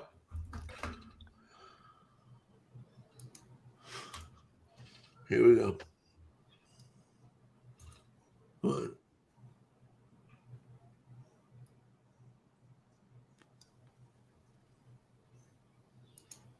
Speaker of the dead, those words are evil capitalist terms. You can't say revenue or especially profit. It was an earnings call. It was capitalist. Who do you think buys stock? Oh, no. And it's just, I mean, Speaker, you're not wrong. Wells Fargo. Here comes Wells Fargo. Oh, no, not Wells Fargo. They asked the last question of the night, too. Yep. JP Morgan asked the first one, and Wells Fargo asked the last one. Okay, here it comes. Wait, can you hear it or not? No. Oh, okay. Hold It's on. not up. You're not sharing it, and share audio too. Make sure you share audio.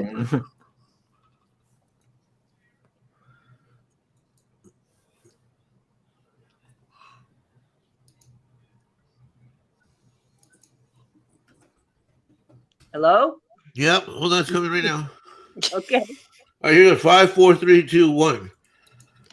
You need a 5, 4, 3, 2, 1. More of a per capita spend or pricing issue that caused the contribution margin to come in lower. And maybe you could update a little bit on what you're seeing in terms of pricing and occupancy at the hotels as well.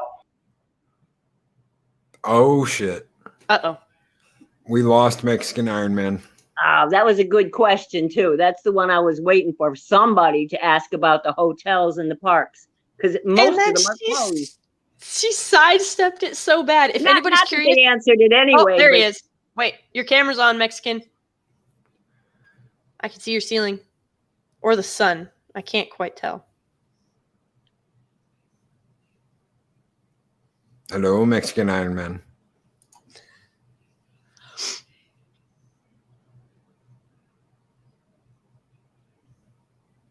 Oh, Chris Persia, there was a mention of surplus at one point. She said surplus before she talked about borrowing the loan, back the loans. No, not right now. You brought it back up without audio. What? Oh, shit. Hold on. Okay, here we go. One more time. Okay. And before we start this, they really need to borrow the rules of acquisition from the Ferengi. Money is everything. Never spend more for an acquisition than you have to. Once you have their money, you never Okay, give it share my back. screen. Share my screen. Let's go. All right. Here we go. For one more question today. Thank you. Our last question comes from Stephen Kale with Wells Fargo. Your line is now open. Thanks. Maybe first just wanted to clarify on parks, Bob. With the lower contribution margin in Orlando, could you just help us think through some of that disruption that you had? Was that more about not being able to get as many people in the parks, or was that more of a per capita spend or pricing issue that caused the contribution margin to come in lower? And maybe you could update a little bit on what you're seeing in terms of pricing and occupancy at the hotels as well. And then on Disney Plus, I'm curious, I mean, you've had this amazing ramp up to the low end of guidance. As you think about the next stage of growth for Disney Plus, does it make more sense to kind of go after a bigger market of subscribers, which can be pretty expensive in terms of original content? Are you more kind of focused on getting to like more of a plateau with Disney Plus and driving it more towards profitability with the content that you've already got planned in the pipeline that's more around the film slate and the existing characters? Thanks. All right, Steve. Maybe Christine, you want to just at least start on the parks metrics, and then Bob, you may want to comment on parks and then talk about Disney Plus as well. Karen. Hi, Steve. So when we were talking about the net positive contribution opening up Walt Disney World, what we were referring to was that because there was a surge of COVID in Florida, which limited the amount of inbound travel that we had originally anticipated, so it's more local. That overall is having a little bit of a dampening effect on it, but it's still positive. And once again, it'll pick up when there's more regular travel patterns going into Walt Disney World. And as it relates to sort of pricing and occupancy of the hotel, it's really like there's so many hotels that are not yet reopened. And so those are kind of meaningless numbers right now. So, once I would say the travel patterns get a little more normalized and we see people going in and staying for regular vacations like they used to, we'll be providing occupancy and booking numbers. But right now, the one thing I would add is per caps are very, very strong. And you could say that that's probably because people haven't been in the parks for a while. There's a pent-up demand. And let's not forget that we just opened, the Rise of the Resistance, as well as the Star Wars lands fully in the beginning of this calendar year. So you had a lot of people, even Floridians, who are just traveling locally, who have not yet had an opportunity to go in and experience that. So the per caps are great, and I think it's because people haven't been able to, get into our parks for quite a long time. The per caps are great, but the people I'll can't get in. follow up on How Parks the fuck question, does that work? Is that, as you know, different guests, depending on where they're coming from, have different relative values in terms of their contribution as a guest to the park. And typically somebody who travels and stays for 5 to 7 days is marginally more valuable to the business than someone who comes in on an annual pass and stays a day or two and consumes less merchandise and food and beverage. So the way I would look at it is that it's just as that constituency changes a little bit, so do our overall margins. You fucking inhumane piece of shit that thinks we're just numbers of like what we consume for you. You fat fuck. What do we consume for you? We show up for you. What else do we do for you, you greedy fuck? A bigger market of the number of subscribers as opposed to over-rotating to try to get to a profitability number, much sooner than we thought. Although I must say, the prospect of us hitting our goals as quickly as we are is very encouraging. But what we plan to do is invest even more in our content in order to keep that machine cranked and going. As I mentioned, one of the biggest things in terms of subscriber acquisition is having new, hot, tentpole content to bring to the service. And you get that by making investments in new content. So we'll be investing in content first, and then trying to grow the service both from a marketing standpoint and from and staying for regular vacations like they used to, will be providing occupancy and booking numbers. But right now, the one thing I would add is per caps are very, very strong. And you could say that that's probably because people haven't been in the parks for a while. There's a pent-up demand, and let's not forget that we just opened, the Rise of the Resistance, as well as the Star Wars lands fully in the beginning of this calendar year. So you had a lot of people. Fully, you sack of shit. They're 2 fucking rides in a ½ acre of square space. I would have rather fucking taken my uncle's tractor and done the fucking cornfield. That was more fun. The Millennium Falcon ride sucked, you bitch. You fucking bitch. You made me wait in line for 2 hours for something that was shitty. There was more Star Wars and Star Wars ride than fucking 30-year-old ride. And an R2 unit that costs $25,000 fucking dollars and nobody can buy. I go in the gift shop. I look to my right. I walk in. I have my cute little. I'm like all excited because I just paid off my $800 credit card. Oh, what will I buy later? Oh my god, it's an R2D2. How much is that? $25,000. What the fuck? And I didn't even bring my Iron Man suit to steal that motherfucker. They have This is what I was talking about before. Families plan this 6 months to a year in advance. She knows the numbers. But yet on this call, she says, well, we don't know the numbers, but we know there's pent-up demand. That was an outright lie. That was not. It was a lie. Absolutely. Because nobody wanted to go to Galaxy's Edge, which she didn't even, did you hear? She didn't even call it Galaxy's Edge. You didn't know what it was called. These didn't even know what they have. All of these executives live in a world separated from reality, I swear. Because it pains me. Guys, these people, did you hear? He talked about the people tuning in to watch the content that they're going to be invested in and really get the machine cranking. What machine? They killed the machine. They put a stick in the bike tire and it we're their flipped fucking over on robbers. itself. Like we're the digital hogs. They called them subscription acquisitions, just like an IP acquisition. They don't care about people. I'm like a fucking. I'm not even Data had a name. I'm an acquisition. Well, actually, Lori Roberts, he could acquire me. Anyway, okay, I digress again. The whole point is I'm mad again. This is how we ended up our call chat. It's frustrating because it is so clear now. There's this motherfucking dipshit. What's his name? The one with Karen on this call. I can't even remember his name. Let's call him Kevin. Yes, Kevin and Karen. Thank you, Kevin and Karen. Kevin and Karen are hosting today's call. Thank you, Kevin. Thank you, Karen. Well, let's see what we've got here. Welcome to Church Chat. Well, let's see. We purged the former CEO, Mr. Iger. He's off running around with Satan. And let's see who he's with. Oh, he's with his little mistress of pornographic hellfire, Kathleen Karen Kennedy. So the 2 of them are gone. Oh, look, and then there's these other 2 that got fired from Disney Plus. Wonder what kind of fornication was happening there in the back rooms. Nobody, and well, the thing is too, nobody brought up the fact that, what is it now, 2 or 3 execs are they're under investigation for child solicitation and trafficking. Oh yeah, that's right. There's going to be more than that. Completely There's right. I gonna be totally more forgot than about that shit.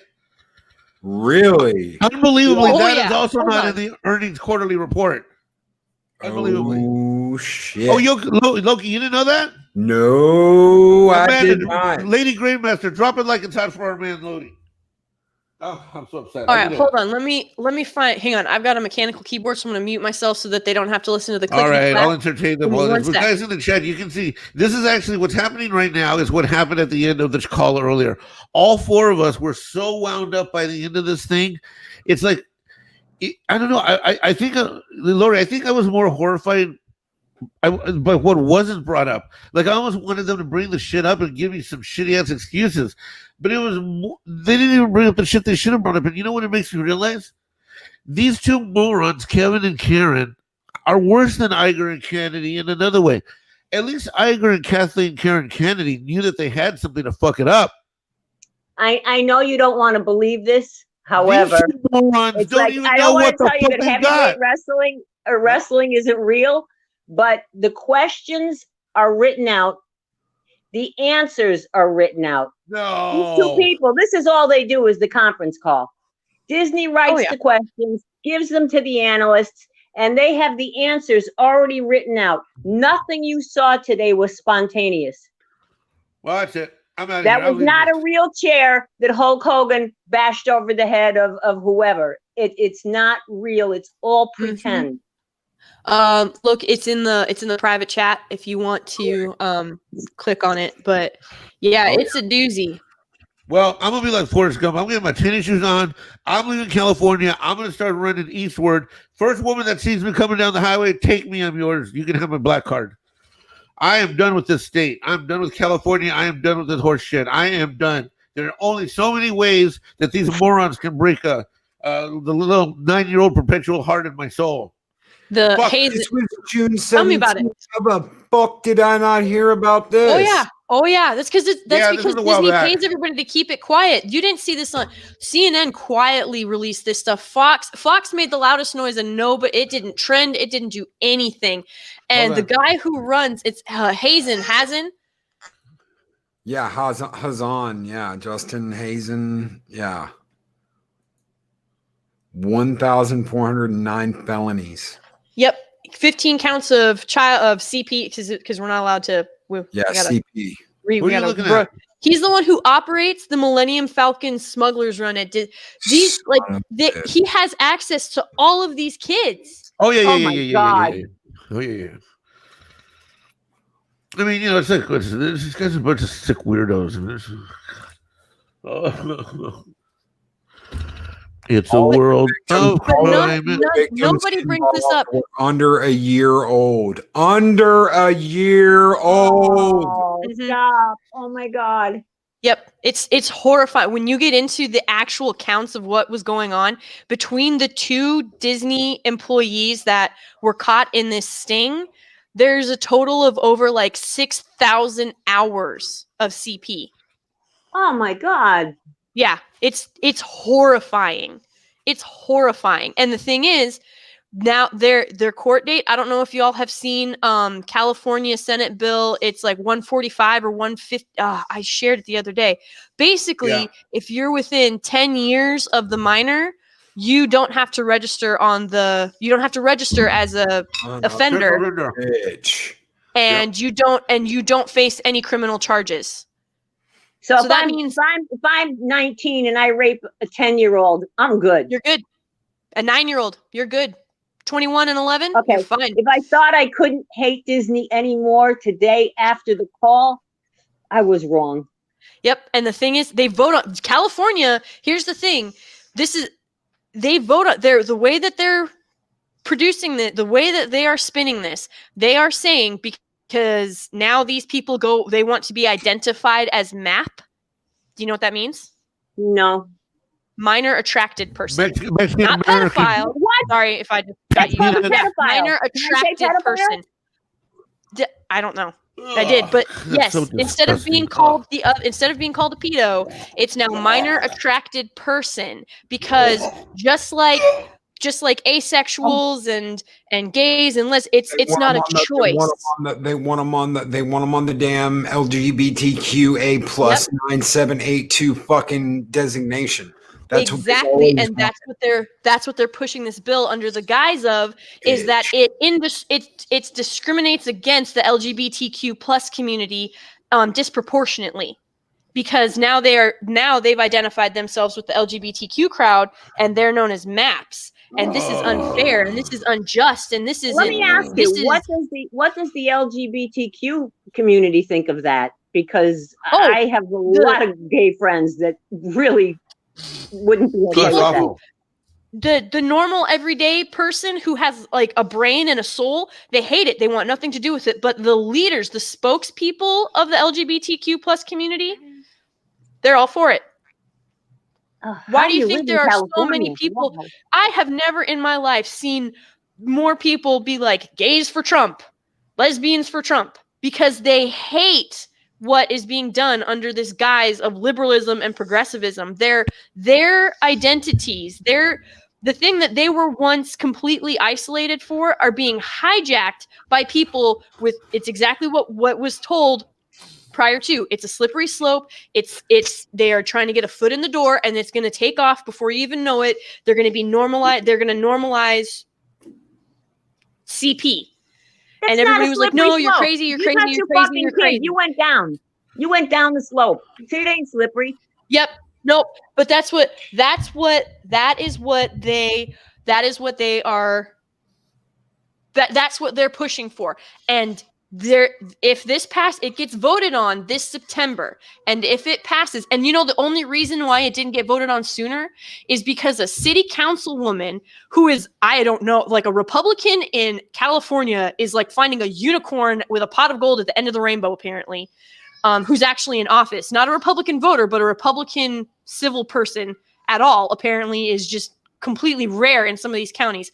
She stopped it. She said, no, we need to actually look at this and see what it is you're proposing, because everything you said is not what I'm seeing in this bill. Otherwise, they would have voted on it in April and it would have already have passed. But if they vote on this in September and it passes, it goes into effect January 1, 2021. I have never seen legislation go into effect. All that is true. All that is true. Yep. Disgusting. Never seen it go into effect that quickly.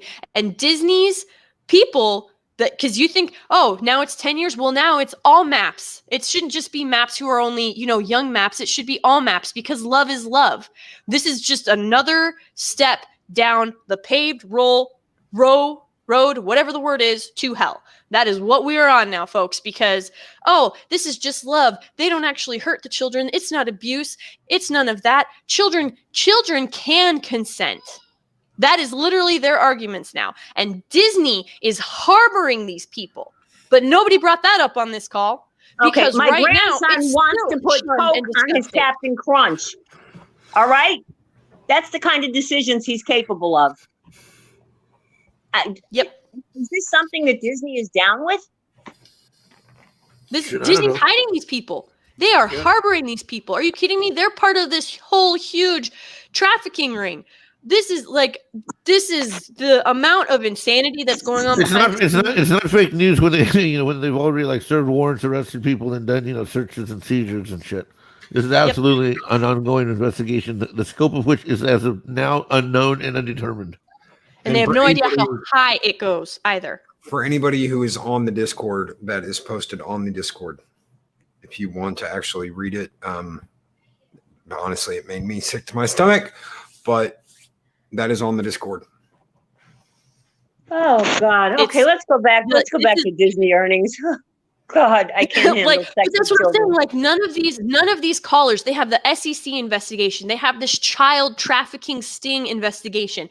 They have the fact that their hotels have been has been used as fronts for different types of illegal and immoral behavior, not like between humans, you name it. All of this has been going on. And all of these banks, all of these soulless corporations, it would have taken one of them, just one of them. All they would have had to ask was simply this: how is Disney planning to reprimand the employees found guilty of CP. That's all they would have had to ask. And that whole call would have blown up because that is a marketing disaster that Disney is not prepared for, Disney does not want, and that is why all of the shill media, everybody that is sheltering Disney right now, are defending crooks, thieves, liars, and freaking pedos. And I am so sick and tired of people acting like, well, and you know what? For the everyday regular cast member and the editors and all of the people that are being ground under the stone that is Disney, I genuinely feel bad for them because these people did not get into this business thinking, oh, I'm going to help do all of this illegal activity and immorality and we're going to push all of these things and hide and harbor all of these bad people. No, they went there for the experience. They went there for the magic. It's the same. Like, you don't go to the parks to spend $15 on a turkey leg. You go for the magic. Well, I do. I do. Okay, Mexico goes for the $15 turkey legs. Very well. But that's what I'm saying. These people was them hiring that Leslie Headland. Harvey Weinstein. Oh my God. Did you notice her name, her project was not brought up when they talked about Disney Plus? What did they focus on? They said Mandalorian and Marvel projects. No other Disney anything was brought up at all. Nope. Not one. Not Leslie Headland's female-centric project. Not Kenobi movie. Not the Darth Vader movie. Yeah, no Rian Johnson trilogy. No Taika Waititi trilogy. Nothing like that. It was strictly the only Star Wars they brought up was Mandalorian and Star Wars Land, which isn't even a place. I gotta apologize because I gotta pop off and take care of some family stuff here. But you guys finish up. Have a great, chat, and I'll catch up with you guys later. Love y'all. Love you, Mexican. Thank you, Mike. Bye. But yeah, so that's what I was I was begging any of these people to have a spine and either ask about the SEC investigation or the other stuff that's been going on. All of this stuff, and nobody thought that it was warranted to bring up that, hey, you have all of this stuff going on behind the scenes. What is Disney's plan moving forward there? They don't even have a plan. They have 6 pillars that are undefined and indiscriminate, and God only knows what they are because they can't go into details about them. It must be one of those. It must be one of the pillars. Must be. How not to protect pedos in the future. Ridiculous. Whoa. Okay. That took a turn. Sorry, I just No, don't apologize. Don't be sorry. When I see those numbers, the only thing that I see are just lies and shelters and people. You think that the people that they are furloughing, we'll use their words. You think the people they are furloughing are the people bringing in $250,000 a year, $500,000 contracts? They've got themselves a $1.7 million Christmas bonus. No, these are the freaking princesses and princes and the characters that people grew up loving and the people go to see. It's the Mickeys and the Minnies and the Donald Ducks and the Auroras and the Prince Charmings. That's who they're going to see, and those are the people that got laid off. Some of the higher paid people are going to have to be axed too. They're going to have to go after upper management with the numbers that they show. They can't possibly even with a pen. Yeah, they'll get. Now what they'll get booted with a nice pension. Retire people early. They'd have them buy out and they'd give them a nice parachute. I don't think that's even possible at this point. I think the people that they get rid of are gone.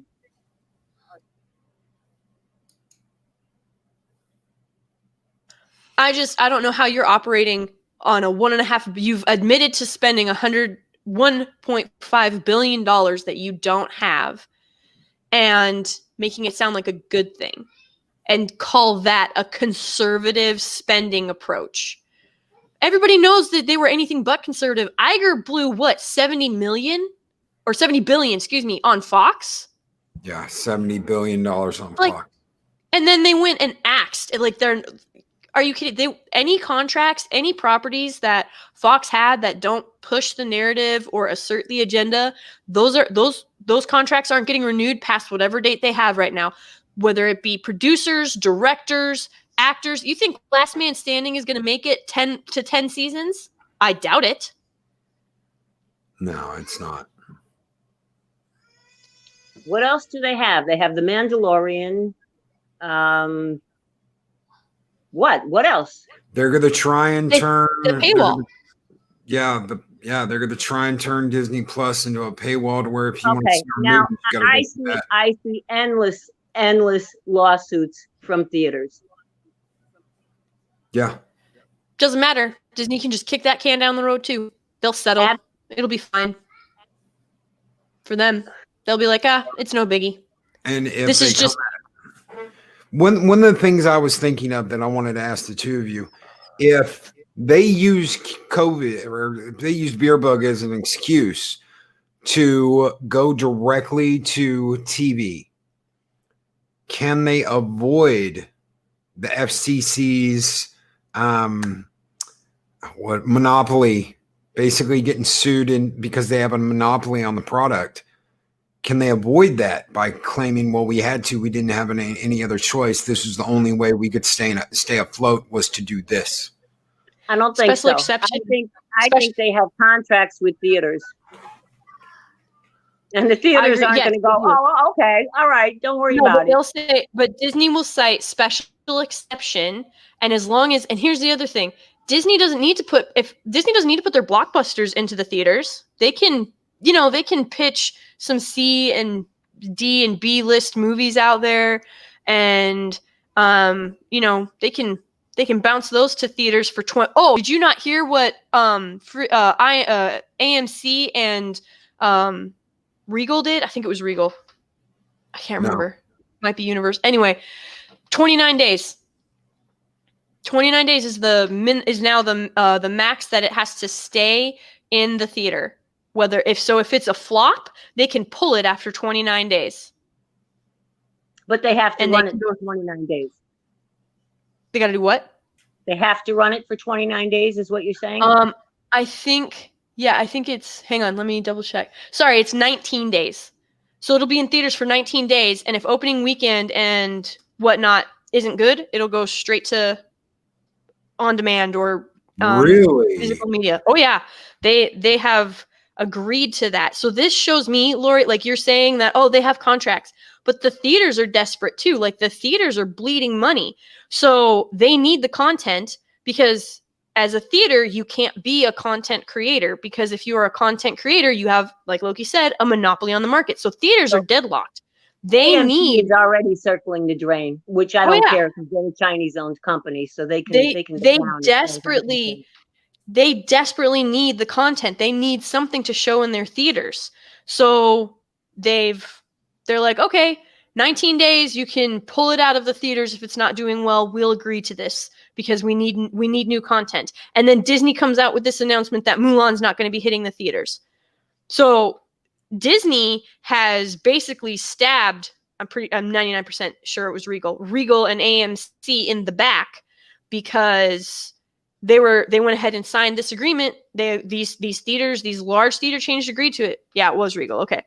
These theater chains agreed to this. They've made this amendment to their contract, to their existing contract, and then Disney came out and stabbed him in the back anyway.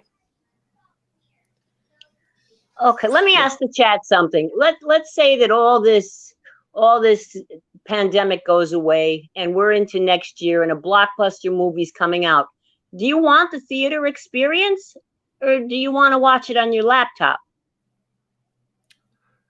If it's something I really want to see, I want to go and share that experience with the audience. I don't know who they are. I love that. That's what I love about going and seeing a movie, is being in a room of people. I have absolutely no idea who they are. I've never met them, yet we are sharing an experience, and sometimes sharing our cheers, sometimes sharing our laughs. Some people even cry. Shit, you don't even know these people, and you're sitting there weeping in a movie theater when something happens. Right, we love it so much. We pay $15 for a bucket of popcorn that we could make at home for 25 cents. Exactly. Yeah. Absolutely.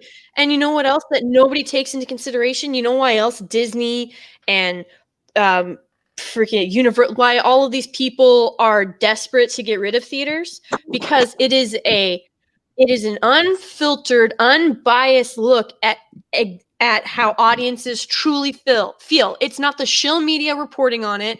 It's not 2001 when everybody's saying, "Oh, everybody hates Jar Jar Binks," when in reality that wasn't the truth. But because that was the narrative being pushed by the mainstream media, that is what everybody believed. And so you were like ashamed to be like, "I thought Jar Jar Binks was kind of funny."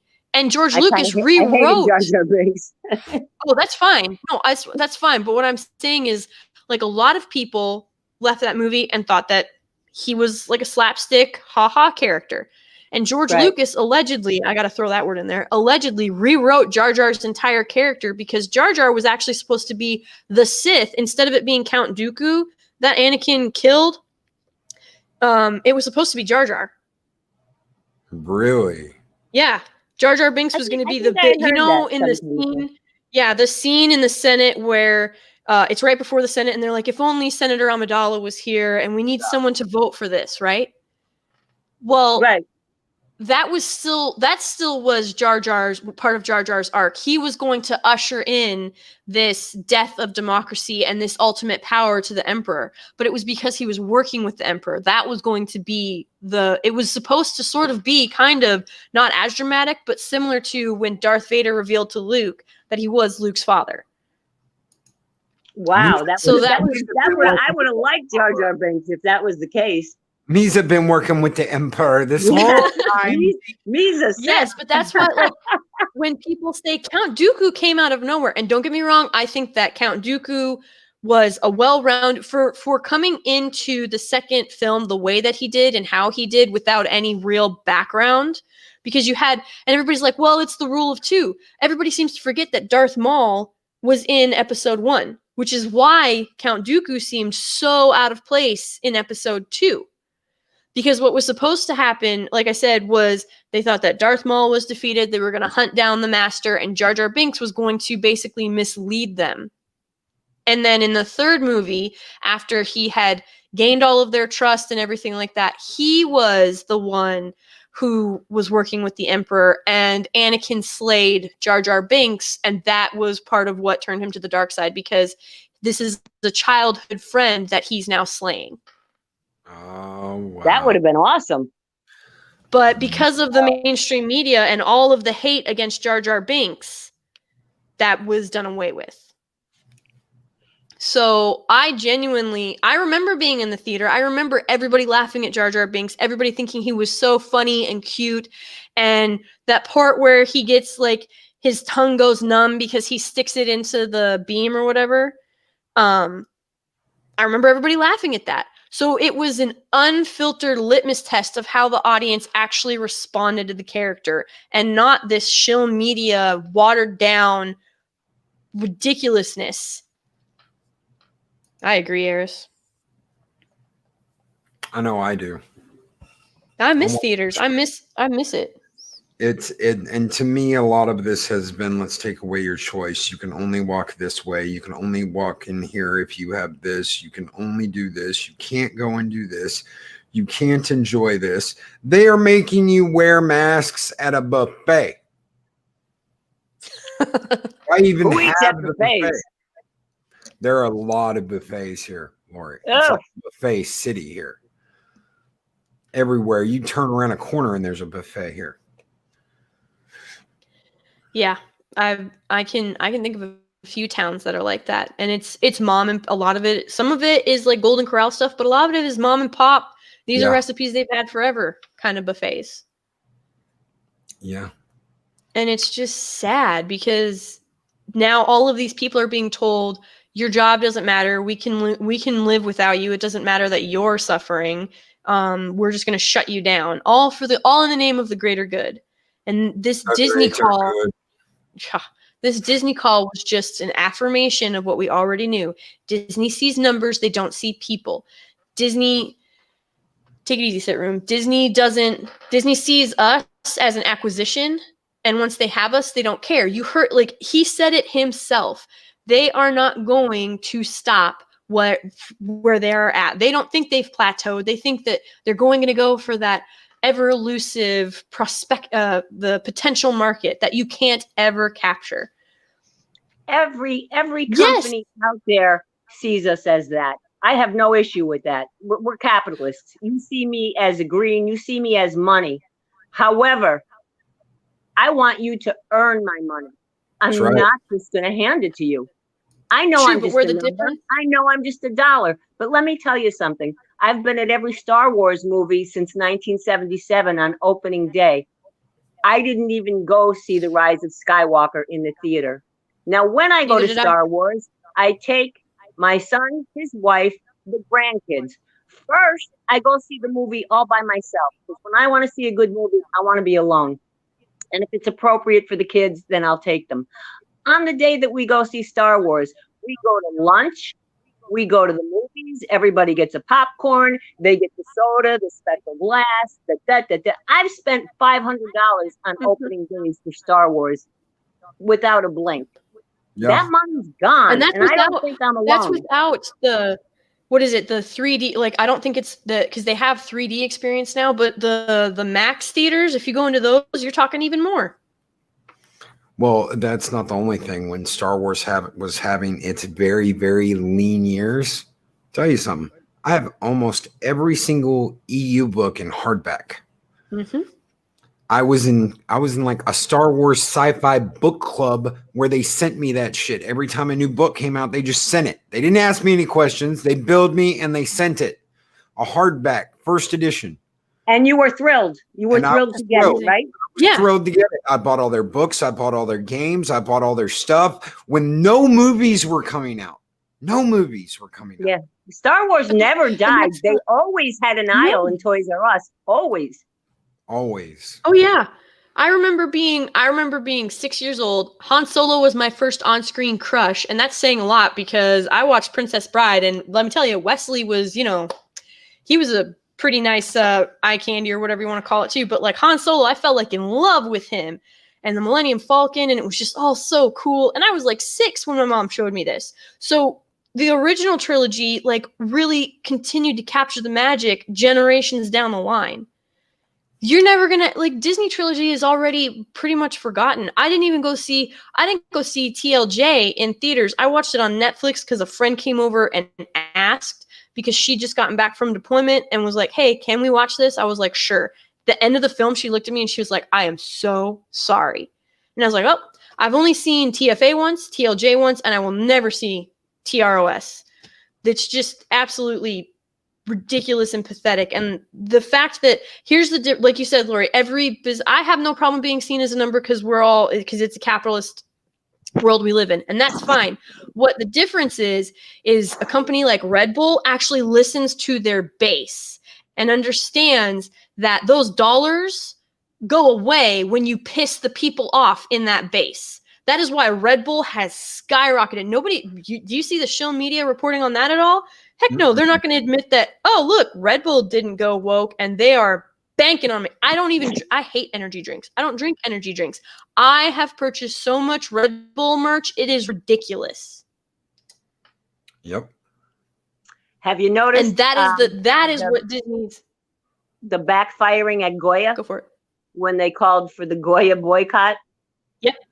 Every store in New York sold out of Goya that day. So they people are waking up. I have to believe that. Oh, yeah. That's why they didn't pull the same nonsense with Red Bull. That is exactly why they didn't pull the same nonsense with Red Bull, because they saw when they went after Goya, what happened. They were like, well, we can't do that to Red Bull because God forbid that a non-woke company, another non-woke company proves us wrong. Sorry, Loki, what? Oh, I said makes them look like shit. They don't want Red Bull to make them look like shit. Nope.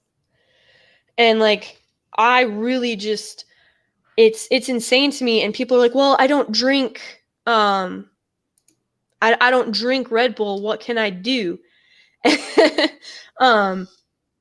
Absolutely, Adia. And it's insane. And before I realized it, so Red Bull is a private company. So no, you can't support them by buying stock, but you can buy merch, you can buy the drinks, and you can hand them out at different like go to some of these protests and just hand these protesters Red Bull. Oh, do you know how wonderful it would be to just see all of these Antifa people drinking their Red Bull? It would be great. It would be so great. Yep, merch. Exactly. You've got merch, you've got bringing their drinks to different family gatherings or whatever. And then you can just like talk about, like, you can literally just get Red Bull, use it as a hashtag. I know that sounds stupid, and we've talked about how we don't care really what's trending on Twitter, but these conglomerates, they care. Of course they care what's trending on Twitter. That's what they use as their litmus test. Good night, Crimson Mist. Good night, Crimson Mist. In fact, guys, thank you. Thank each and every one of you, and thank you both, Lady Gravemaster and Lori Roberts, for being here tonight.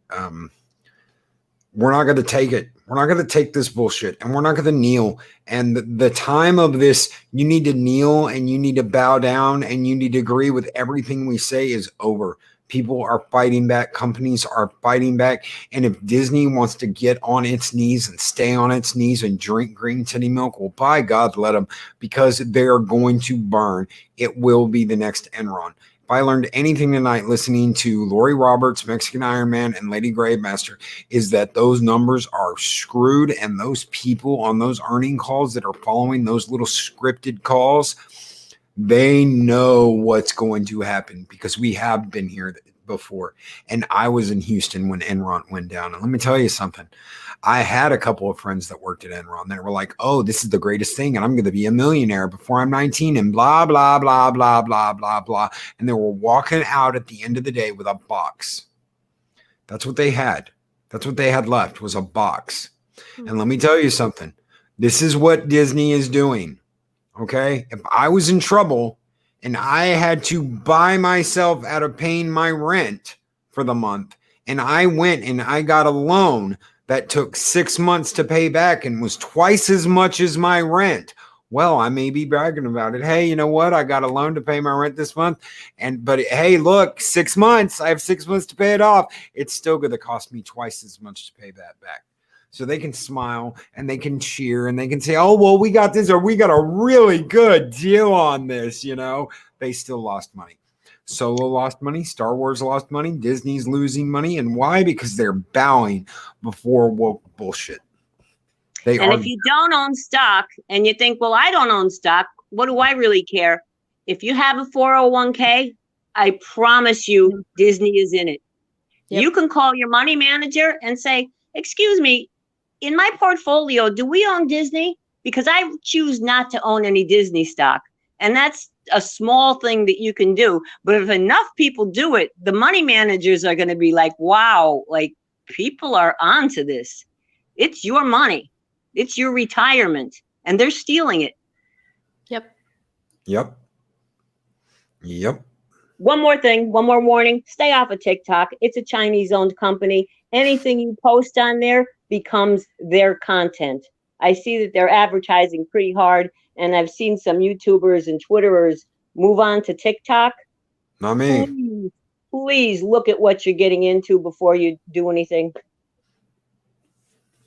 All right, everyone, have a wonderful night. Thank you so very much for being here again. Thank you to the panel. Thank you, Lady Gravemaster. Thank you, Lori Roberts.